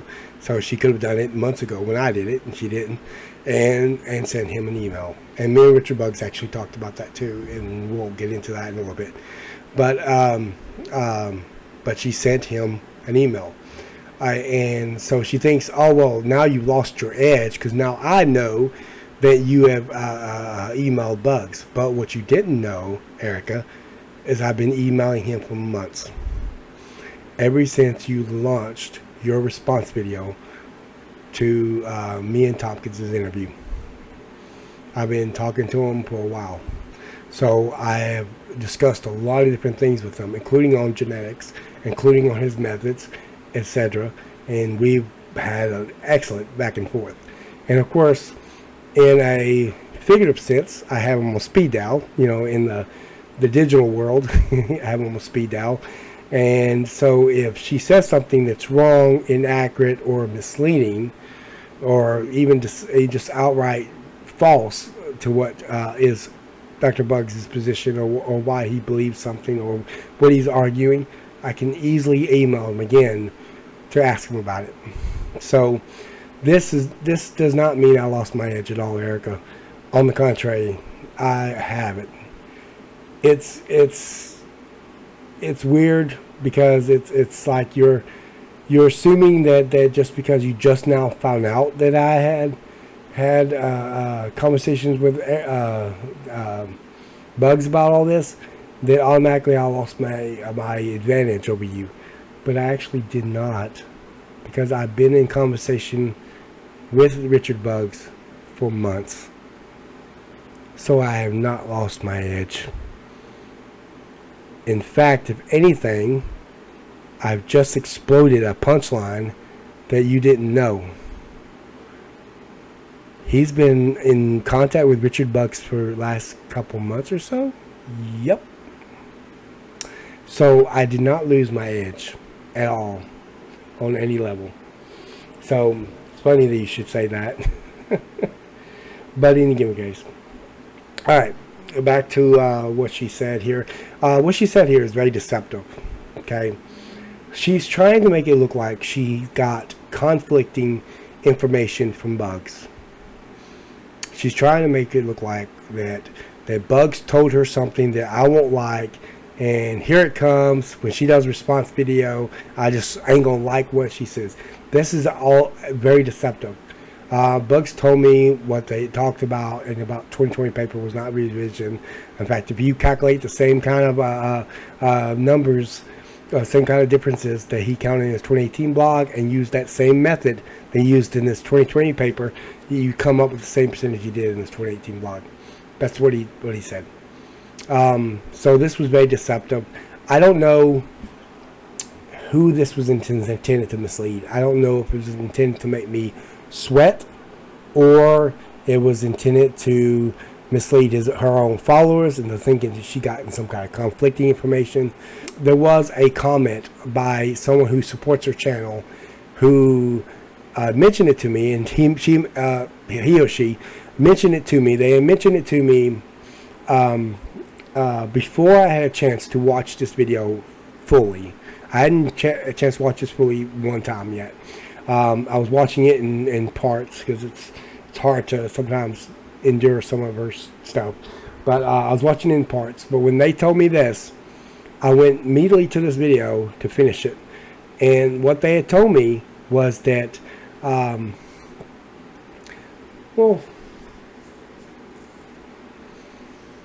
yeah, let's go to that real quick. I might be able to find it. Alright, here I am in the comment sections of Dr. Carter's first video, Human versus Chimp, an honest appraisal of our differences. Alright, and now I'm down here looking at a post that someone had sent me responding to. This is the email that we saw on that video that we just looking at. Okay, now going down here, this is what someone has sent me in response to that. His name is YouTube Monarch. Here is Big Bad Mama. So I'm assuming this is a woman, and assumably she was female. Looks like Gutsick Gibbon. That's what GSG is supposed to stand for here. Gutsick Gibbon. Usually people abbreviate her name as GG, not GSG, but she abbreviated GSG. So it looks like Gutsick Gibbon has her own email from Bugs. So we'll see if you're honest or not. So you see the assumption there, right? The assumption there is if she says that she has conflicting information, therefore I must be the one being dishonest. Except I'm going to show the emails on screen. You're about to see them. You're about to see our conversation, or at least part of it. I'm not going to show you everything we talked about, because we talked about a lot of different things, including things that might not be completely relevant to this discussion. So I'm not, and there were some things that were just correspondence between us and that sort of thing. But I just want to show the things that are going to be relevant to this discussion, especially on this 2020 paper. But notice the assumption here that I must be dishonest. But you can't really blame this YouTuber. Why? Because, well, in part you can, because she is making a faulty assumption there. But Gutsick Gibbon did give her the implication to her that she had received some kind of conflicting statement from Richard Bugs. Now, I've been in conversations with him for months, so I already know what his position is on this very clearly. And so I know that, and he seems to be very consistent, at least with this. So I can't imagine him contradicting himself to Erika in conflict to what he has already told me. So that doesn't make any sense, and I knew it didn't make any sense at the time. Now, then I watched the rest of Erika's video, and then I sent him, Bugs another email. So, but before we get into that, let's finish the video that we were on. Plus, I actually just want to make sure that Dr. Bugs is okay with me sharing our conversation. Now, if you will... Well, I've actually gotten permission from Dr. Richard Bugs to share the conversation. So that was a cheap shot toward me, but I actually have his permission to share that conversation with him. And he knows I'm going to be sharing it on my YouTube channel. So I actually have his permission. But in any given case, I do actually have his permission to share the YouTube, the emails. I will be blurring out his information, like phone numbers and email and stuff like that. I've had a run-in with some problems with someone that I forwarded information to, and I was given permission to forward it to him. But unfortunately, the same person decided to get a hold of his email and start harassing him over certain issues, and so I felt bad about that. Granted, I was given permission first. I didn't send it without asking, but I didn't want a repeat of that. So I'm going to make sure I mask in some way Dr. Bugs's information, and so that way, if you want to email him or if you want to try to debate him or get a hold of his phone numbers or anything like that, you're going to have to do it on your own. I mean, it's pretty easy to get a hold of because, I mean, it's public information, but you can be able to get a hold of it easily enough. Both me and Erika was able to do it, so I imagine anybody could if they wanted to, but you're not going to do it through me because I'm going to make sure to cover that information up. But I have, this might surprise Erika, but I actually got Bugs' permission on this. Recall the last time Apologetics 101 talked to Jeffrey Tomkins about the experiments that I ran utilizing his methods. His response, him being Tomkins, was, well, I doubt she ran her methods because my computer is big and strong, and she couldn't have possibly run my methods with a weak computer. I just don't believe her that she reran my methods because she probably doesn't have a computer that's as big as strong as my computer is. That's not exactly what he said. You'd have to watch the interview to see what he actually said, but we were actually referring to the kind of equipment that the computer doesn't have the processing power as the kind of computers that he does. So there's some issues as far as efficiency, not just speed. She's going later. She's in a second, and she does this in the response video she makes to my Tomkins interview as well. Makes a big deal about it. Oh, well, that just makes it faster. No, it also makes it more efficient. So that's the key there. Makes it more efficient. When Dr. Carter went to try to sit there and do longer sequences, he couldn't do it. It was taking too long. He had problems with it, and so he ended up having to delete a lot of stuff. So his was really, really small scale type deal. And it wasn't even to a full study exactly of Tomkins. It was just an inch into the discussion, just enough to get him there. And I guess Erika feels like that's what she was doing, trying to get enough to get there. But the whole point of raising the equipment, that was just a minor point. It was a very minor point. It's one she jumps on, like if I was making a big deal about it. It's not exactly, that's not the big deal. That's not just the issue. That was one of the issues. That was a very, very minor point. And it is trumped by so much more that so many other errors that we find out that Erika was making in the video. So many others. So this was extremely tiny compared to that. But the whole point of it being brought up was over the efficiency, not over the speed. And she's going to make that mistake of thinking that, oh, well, that just makes it faster. No, it makes it faster and better in the sense of efficiency. The idea of its efficiency on that. That's the whole point of raising it up. But it was a very minor point. She just made more of a bigger deal out of it than we did, even. And to that I say, like, that doesn't make any sense. I'm sorry, guys, but, like, you can run the same program that Jeff is talking about on, like, a weaker computer. It just takes a lot longer. But you're trying to replicate his methods. You're trying to replicate his study. That's a different ball of wax entirely, because you're not just trying to replicate.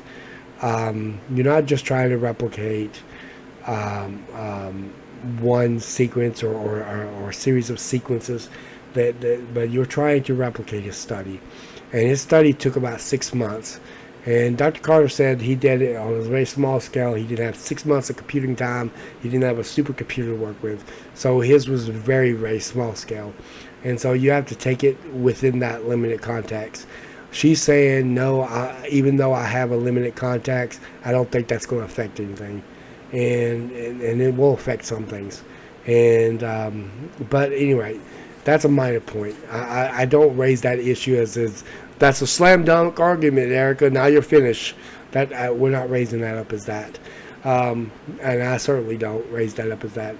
But the whole point of it was over the efficiency of the equipment, not just the speed.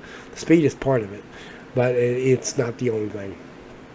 Right. This is pretty simple stuff. This is like rendering the graphics or video or something like that on an older computer. It's going to take longer than on a newer computer, but both will still get the job done. that's a false analogy fallacy. It's not the same, because we're not just talking about the program, we're talking about the study itself, and you replicating his method allegedly. That's a completely different ball of wax. So it's not the same as computer graphics and things like that.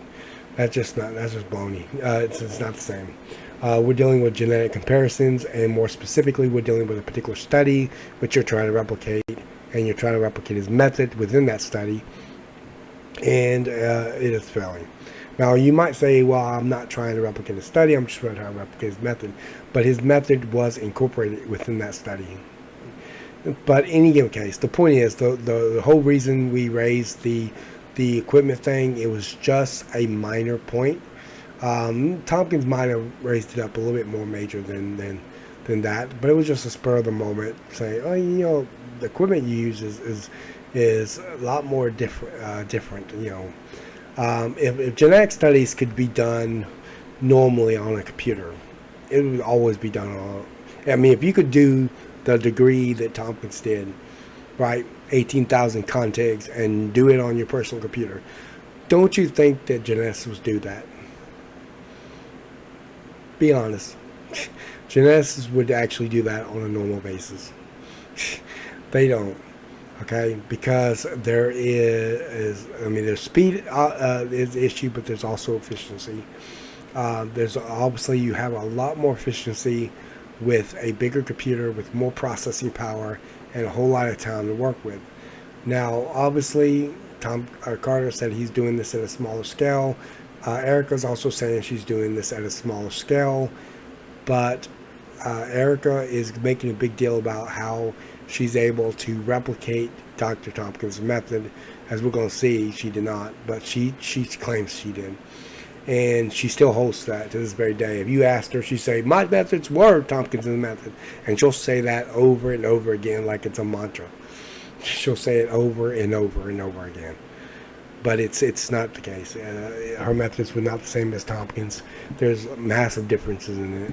And you know, her doing 300,000 chromosomes, for example, per base, 300,000 base pairs per chromosome, is not what Tomkins did. That was not part of Tomkins' method. Tomkins used unassembled genome in his method, and because his goal was a whole genome comparison. Now, Erika says her goal was a whole genome comparison, but she didn't accomplish that because of how she did it. She used what Carter had called top-level chromosomes, which means the assembled chromosomes. Tomkins was using the unassembled chromosomes. So she did not replicate Tomkins' method, despite keep claiming that. We're going to get more and more into that later on in the series. But I just wanted to point that out because I just know that Erika's going to pounce on this, what I'm going to say, and say, oh, I did replicate that method. And like, no, you did not. Nope, you did not. Okay, that's just how this kind of stuff works. I don't understand why you thought that would be a viable response. But then we got this. It was a viable response. You just mistook what we were actually saying. Well, not necessarily mistook it. You seem to think that it's all about speed as far as having a better computer or a better processing time, having more time to do it.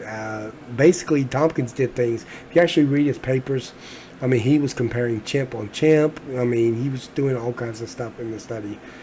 Things that she obviously didn't do in order to test different humanizations of different chimp genomes and things like that. Things that she obviously was not doing or trying to do. All right. Carter response that was also not a real response, was it? You know, it kind of seems like both the genetics guys, both the creationist genetics guys, taking a swing at me here, trying to say my methods in debunking Jeffrey Tomkins were not appropriate or sufficient. It seems like both of them just kind of put their hands up and said, eh. That's not what we did at all. Carter did not do that. And in Carter's recent video, he really went full-blown into it. But that's not what Carter did. That's not what Tomkins did. And as far as taking a swing at her, she didn't debunk Tomkins at all. So to top with first of all, she did not debunk Tomkins. So that's something to kind of recognize. She did not debunk Tomkins. She believes she did, but she did not. Secondly, with the whole taking a swing at her, what does she mean by that exactly? Guy's taking the swing at me here, trying to say my methods in debunking Jeffrey Tomkins were not appropriate or sufficient. See, no, that's not what we're saying. We're saying you didn't replicate his methods at all. That's what we're saying. So I don't know. She's kind of rewording the issue beyond what we're actually saying. So, but no. But she's saying we put our hands up and just say, is that what we're saying? Nope. Why would we do hour-long videos, just to sit there say, Why not do a short and say, that's it? We don't do that. We elaborate, we go into details, we back it up with sources and so forth. In fact, I'm going to end it here with Erika, and I'm going to jump over to discussing Richard Buggs' emails, because that's the crucial point that I want to point out to you. What position does Richard Buggs hold today? And does he still hold to the 84% number? Does he still think that it was appropriate in 2018? And does his 2020 paper contradict or in some way conflict with Richard Buggs' original arguments on that in 2018? Well, let's find out. Okay, so we are here in my emails to Buggs. I plan on trying to see if I can blur out the personal information. So if you see like a little bit of blur up here or get cut off a little bit, it's just because I'm figuring out a way to block that information out. Again, Richard Buggs' information is available publicly, but I still don't want to sit there and have someone get that information through me. So you'll have to figure out some other way to get it. All right. Okay. I sent an email. I don't know what happened in email. I thought I sent an original email before this one. Notice the date of this. I'm going to leave the date one unblurred because I want people to see how long I've been in this conversation with Richard Buggs. June 15. About 4 months. I saw when I looked through this to present the emails here, I saw that date and I was like, wow, I was in longer than I even thought. I was saying at least a couple months, but I was in the conversation with him for about 4 months. So, Erika, as far as you having an edge on me because I dropped the ball over me talking to Richard Buggs, I did not. You say, well, that allows you to email. Fine, you can email. The funny thing is, the real question is, why haven't you emailed him to begin with if you want to know his position? Instead, I emailed him and been in a conversation with him for like 4 months worth of time. And so we've had lots and lots of conversations in that time. And so, and it just makes sense logically. If you want to find out a person's position, you ask them, why haven't you done this?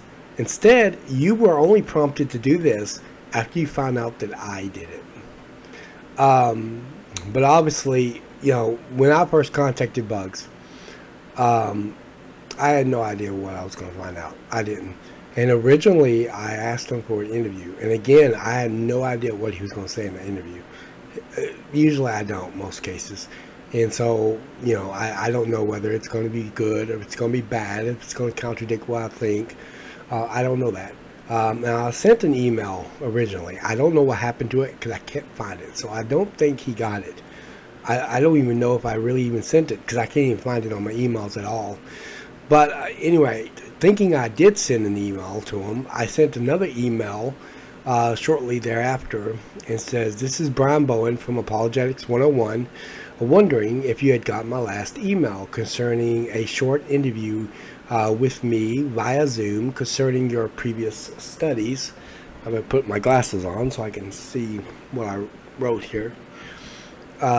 Me via Zoom concerning your previous studies regarding human and chimp comparisons. I am interested to hear your thoughts on the matter, as well as your methods leading you up to that conclusion. Due to time sensitivity, it is really important for you to get back to me as soon as possible. Please let me know if you'd be interested. By the way, after this, I hadn't received anything back from what I thought I'd sent the email, but he did remark back on this, and after this I was able, he sent me an email every single time I contacted him. So I don't know if it went to his spam folder or what happened to it, or but then again, I can't seem to find it on my end either, so I don't know. Maybe it didn't get sent at all.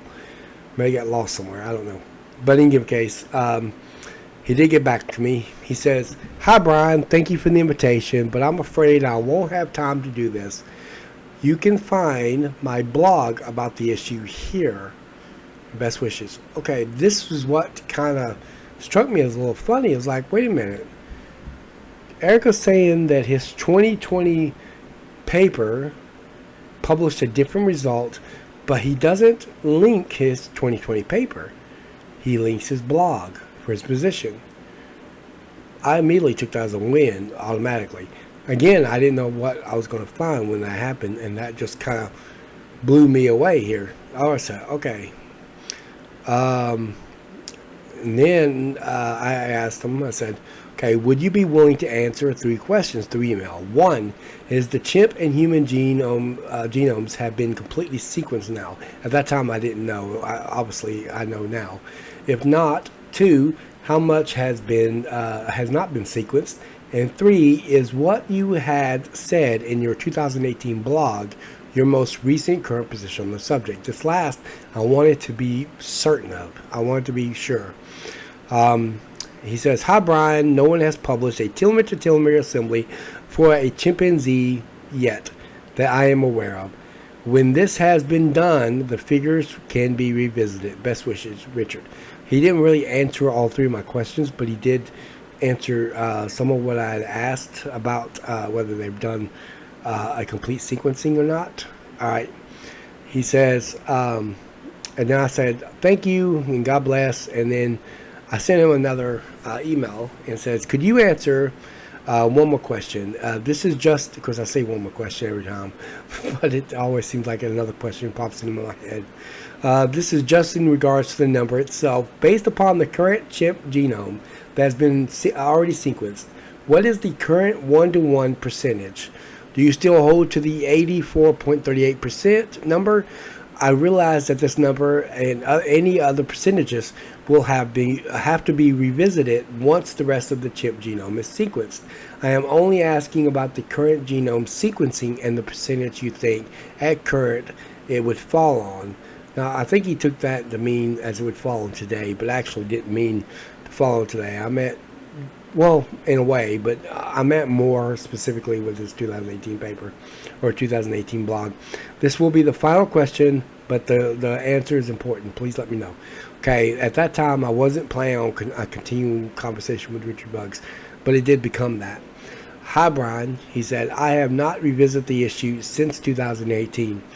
I am not aware of any major improvements to chimp genome assembly since then." So what he's saying is that, okay, I have not revisited this number. Again, this was another flag in my head. I was like, wait a minute. Didn't Erika said he revisited these numbers in 2020 paper? But he's saying, no, I have not revisited them since 2018. He says, "I am not aware of any major improvements to the chimpanzee assembly since then, but I may have missed some as I am not following this closely at the moment. When there is a telomere-to-telomere chimp assembly, I am sure it will be publicized, and I will revisit the statistics if no one else does. Best wishes." And I said, okay, thank you and God bless. And then came back. "This is Brian Bowen.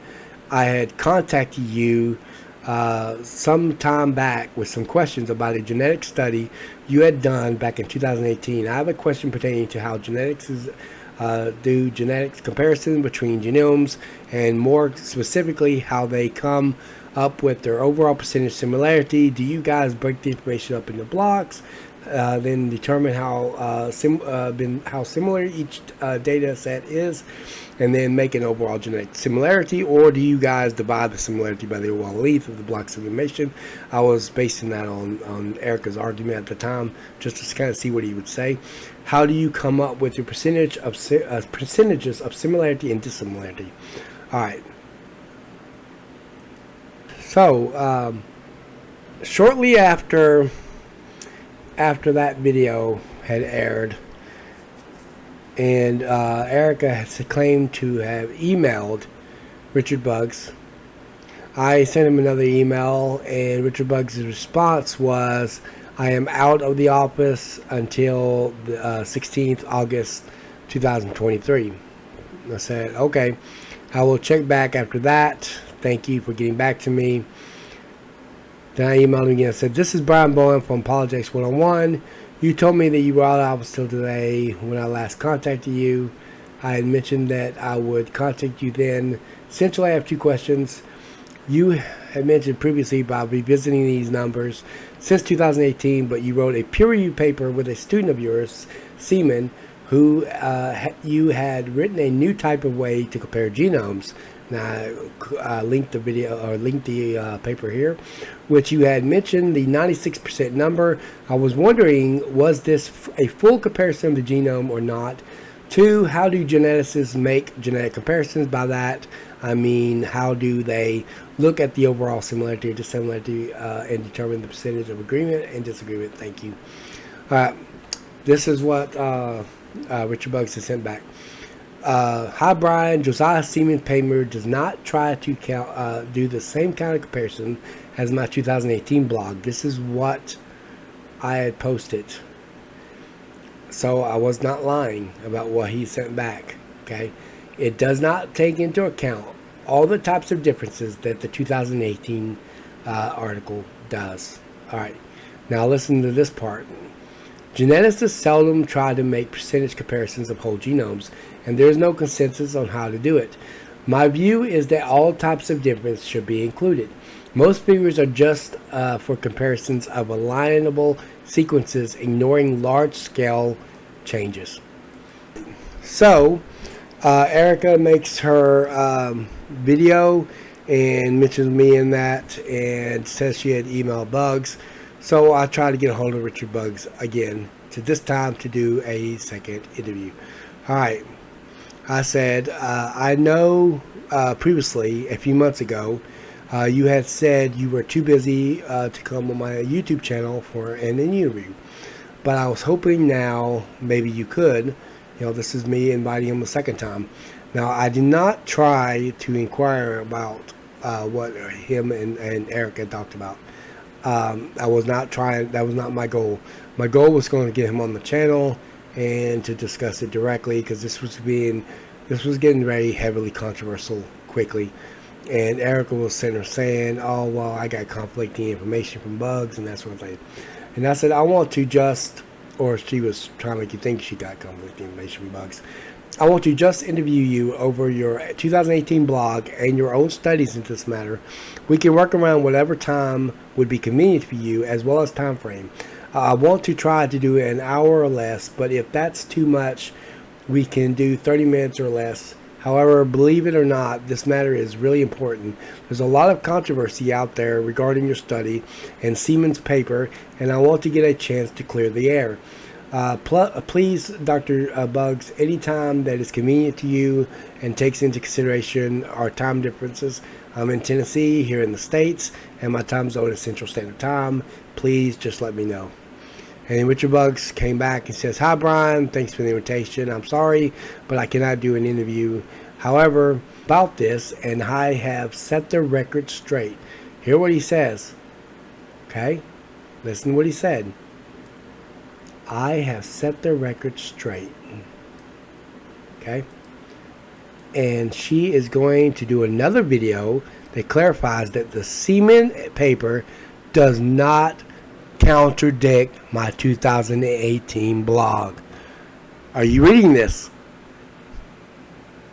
She is going to do another video that clarifies that the Seaman paper does not contradict my 2018 blog. Soak that in. Alright, listen to what he says next. If you use the statistics in Table 2 of Semen and Bugs 2020 and calculate identical bases within the alignment / reference length, you get a figure of 0.897.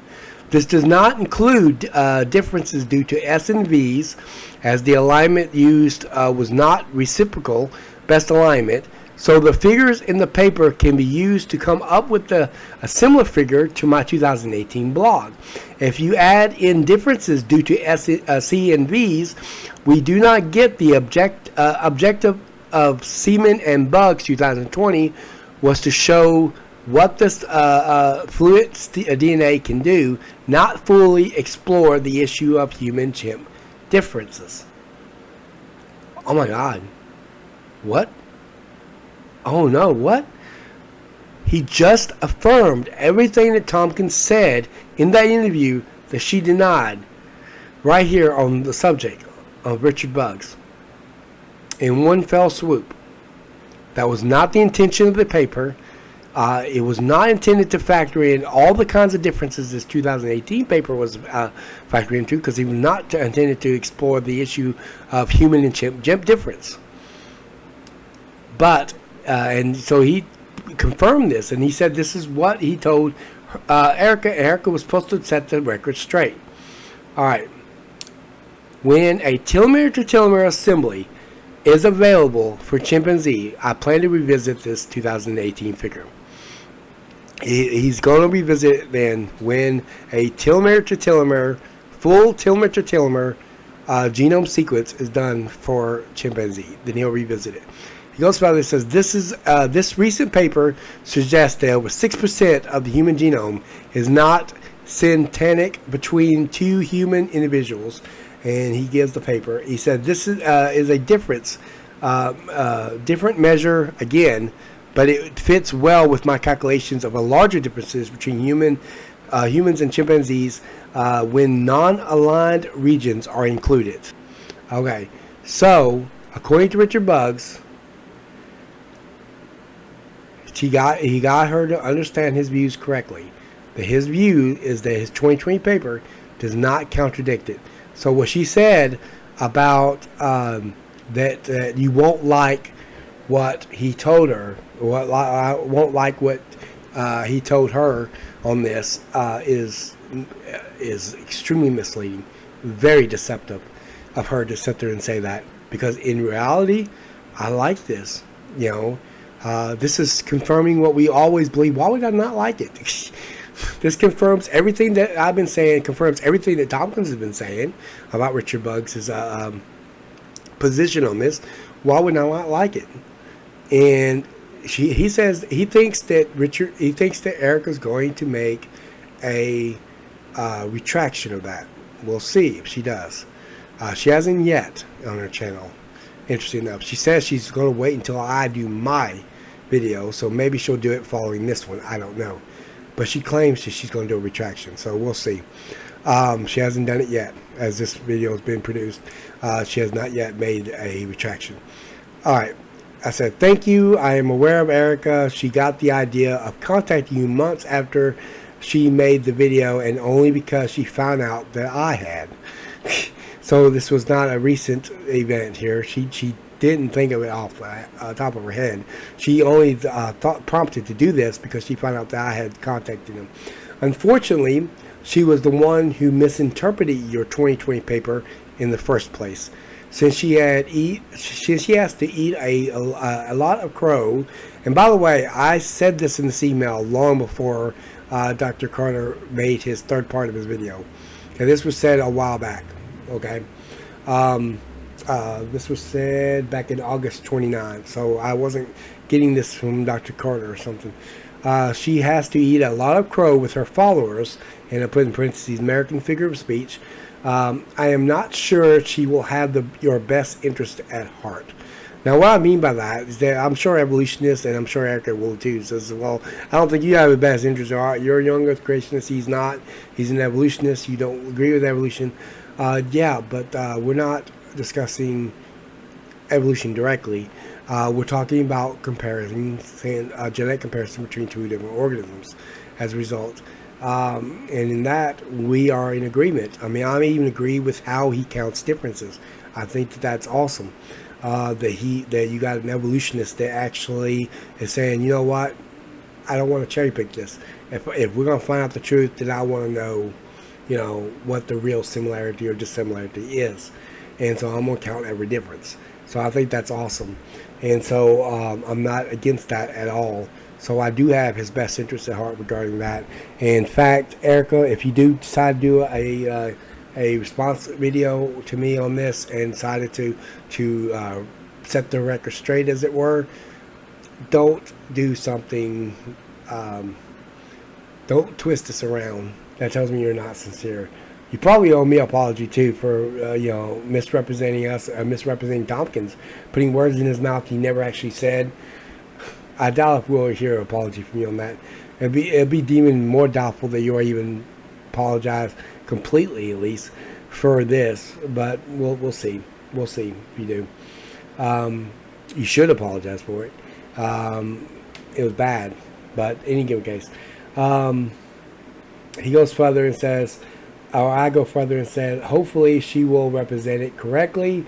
If it is all right, I was planning on using this information that you had provided me and share our conversation with others. Would you be okay with that? You listened to that, right? I asked for his permission to publicly display this information. Okay, in a public way. He knows that's going to be on my YouTube channel because he knows I have a YouTube channel. And he comes back and says, "Hi, Brian. Erika isn't the only person who had made that mistake. I told you, he's a nice guy. He's trying to get you off the hook, Erika. Others have thought that the Semen and Bugs paper was a revision of my 2018 blog. I can understand why people made that mistake. Do feel free to share the scientific information in these emails. Best wishes, Richard." So he gave me permission to publicly share his information with others. All right. And so don't nobody accuse me of some kind of ethical thing. I actually have his permission to do this.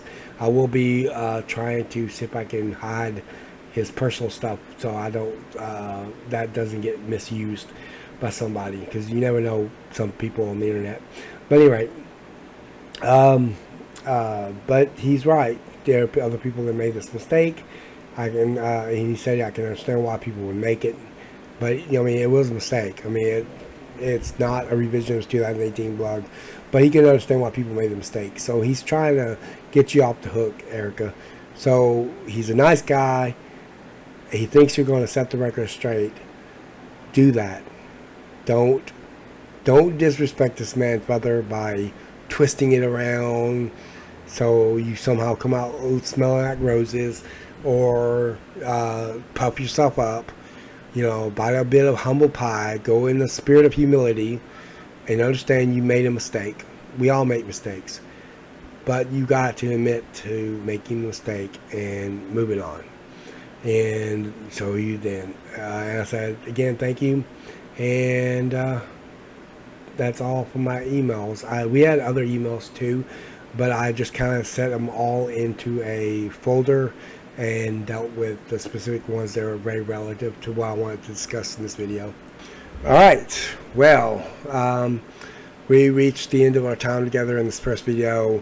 It's been incredible. I really enjoyed myself. Well, we'll see how this series goes. This series is going to include a lot of different things. I plan on doing, for all you who are fans of Standing for Truth, Donnie's ministry, I do plan on doing part 2 as our discussion on alleged chromosome 2 fusion. Like I said, there's going to be a lot of relative stuff to the Genesis series as well, because it's going to be in connection with Genesis series but adjacent to it, so it's going to be its own series.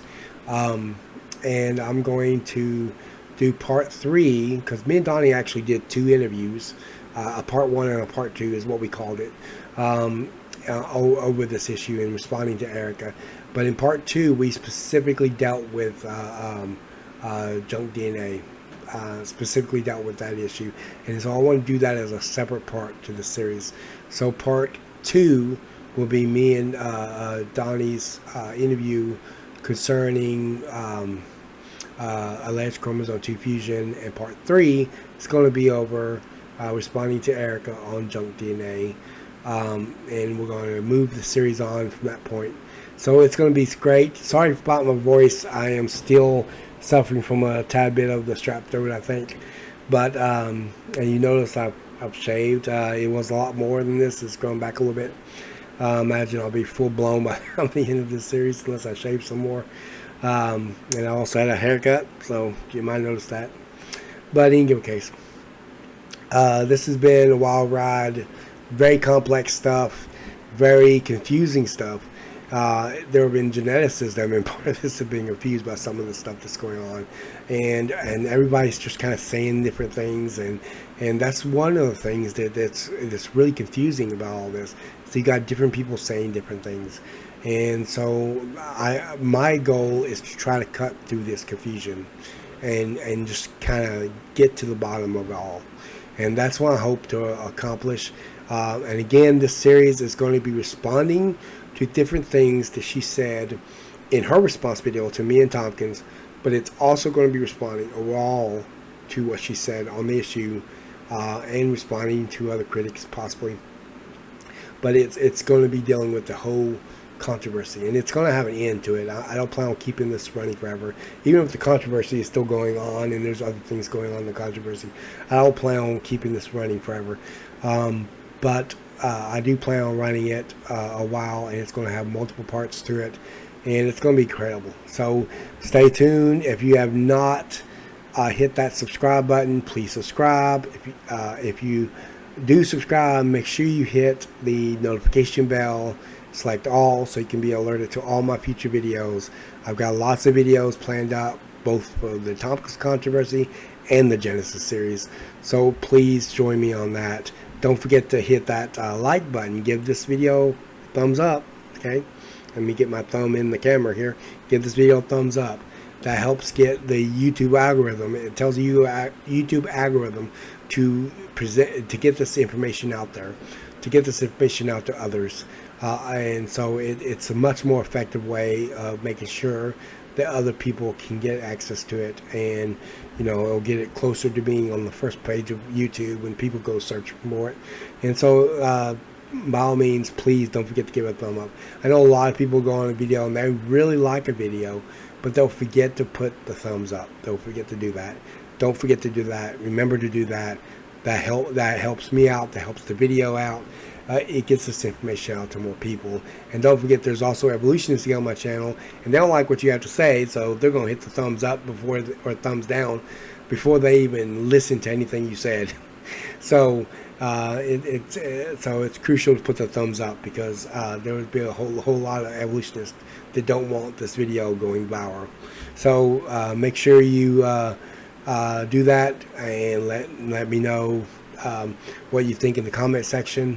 And I can't wait for part 2 for the Tomkins controversy, which I think I might be doing next week, the week following this video release. This video is really being released. I'm recording this video a week before it's going to be released. So it's supposed to be released on November 3rd. And so we'll see how that goes. I'll take a week about to edit it, and I'm going to start uploading it Thursday. All right. That's all from me, and I appreciate it. Until next time.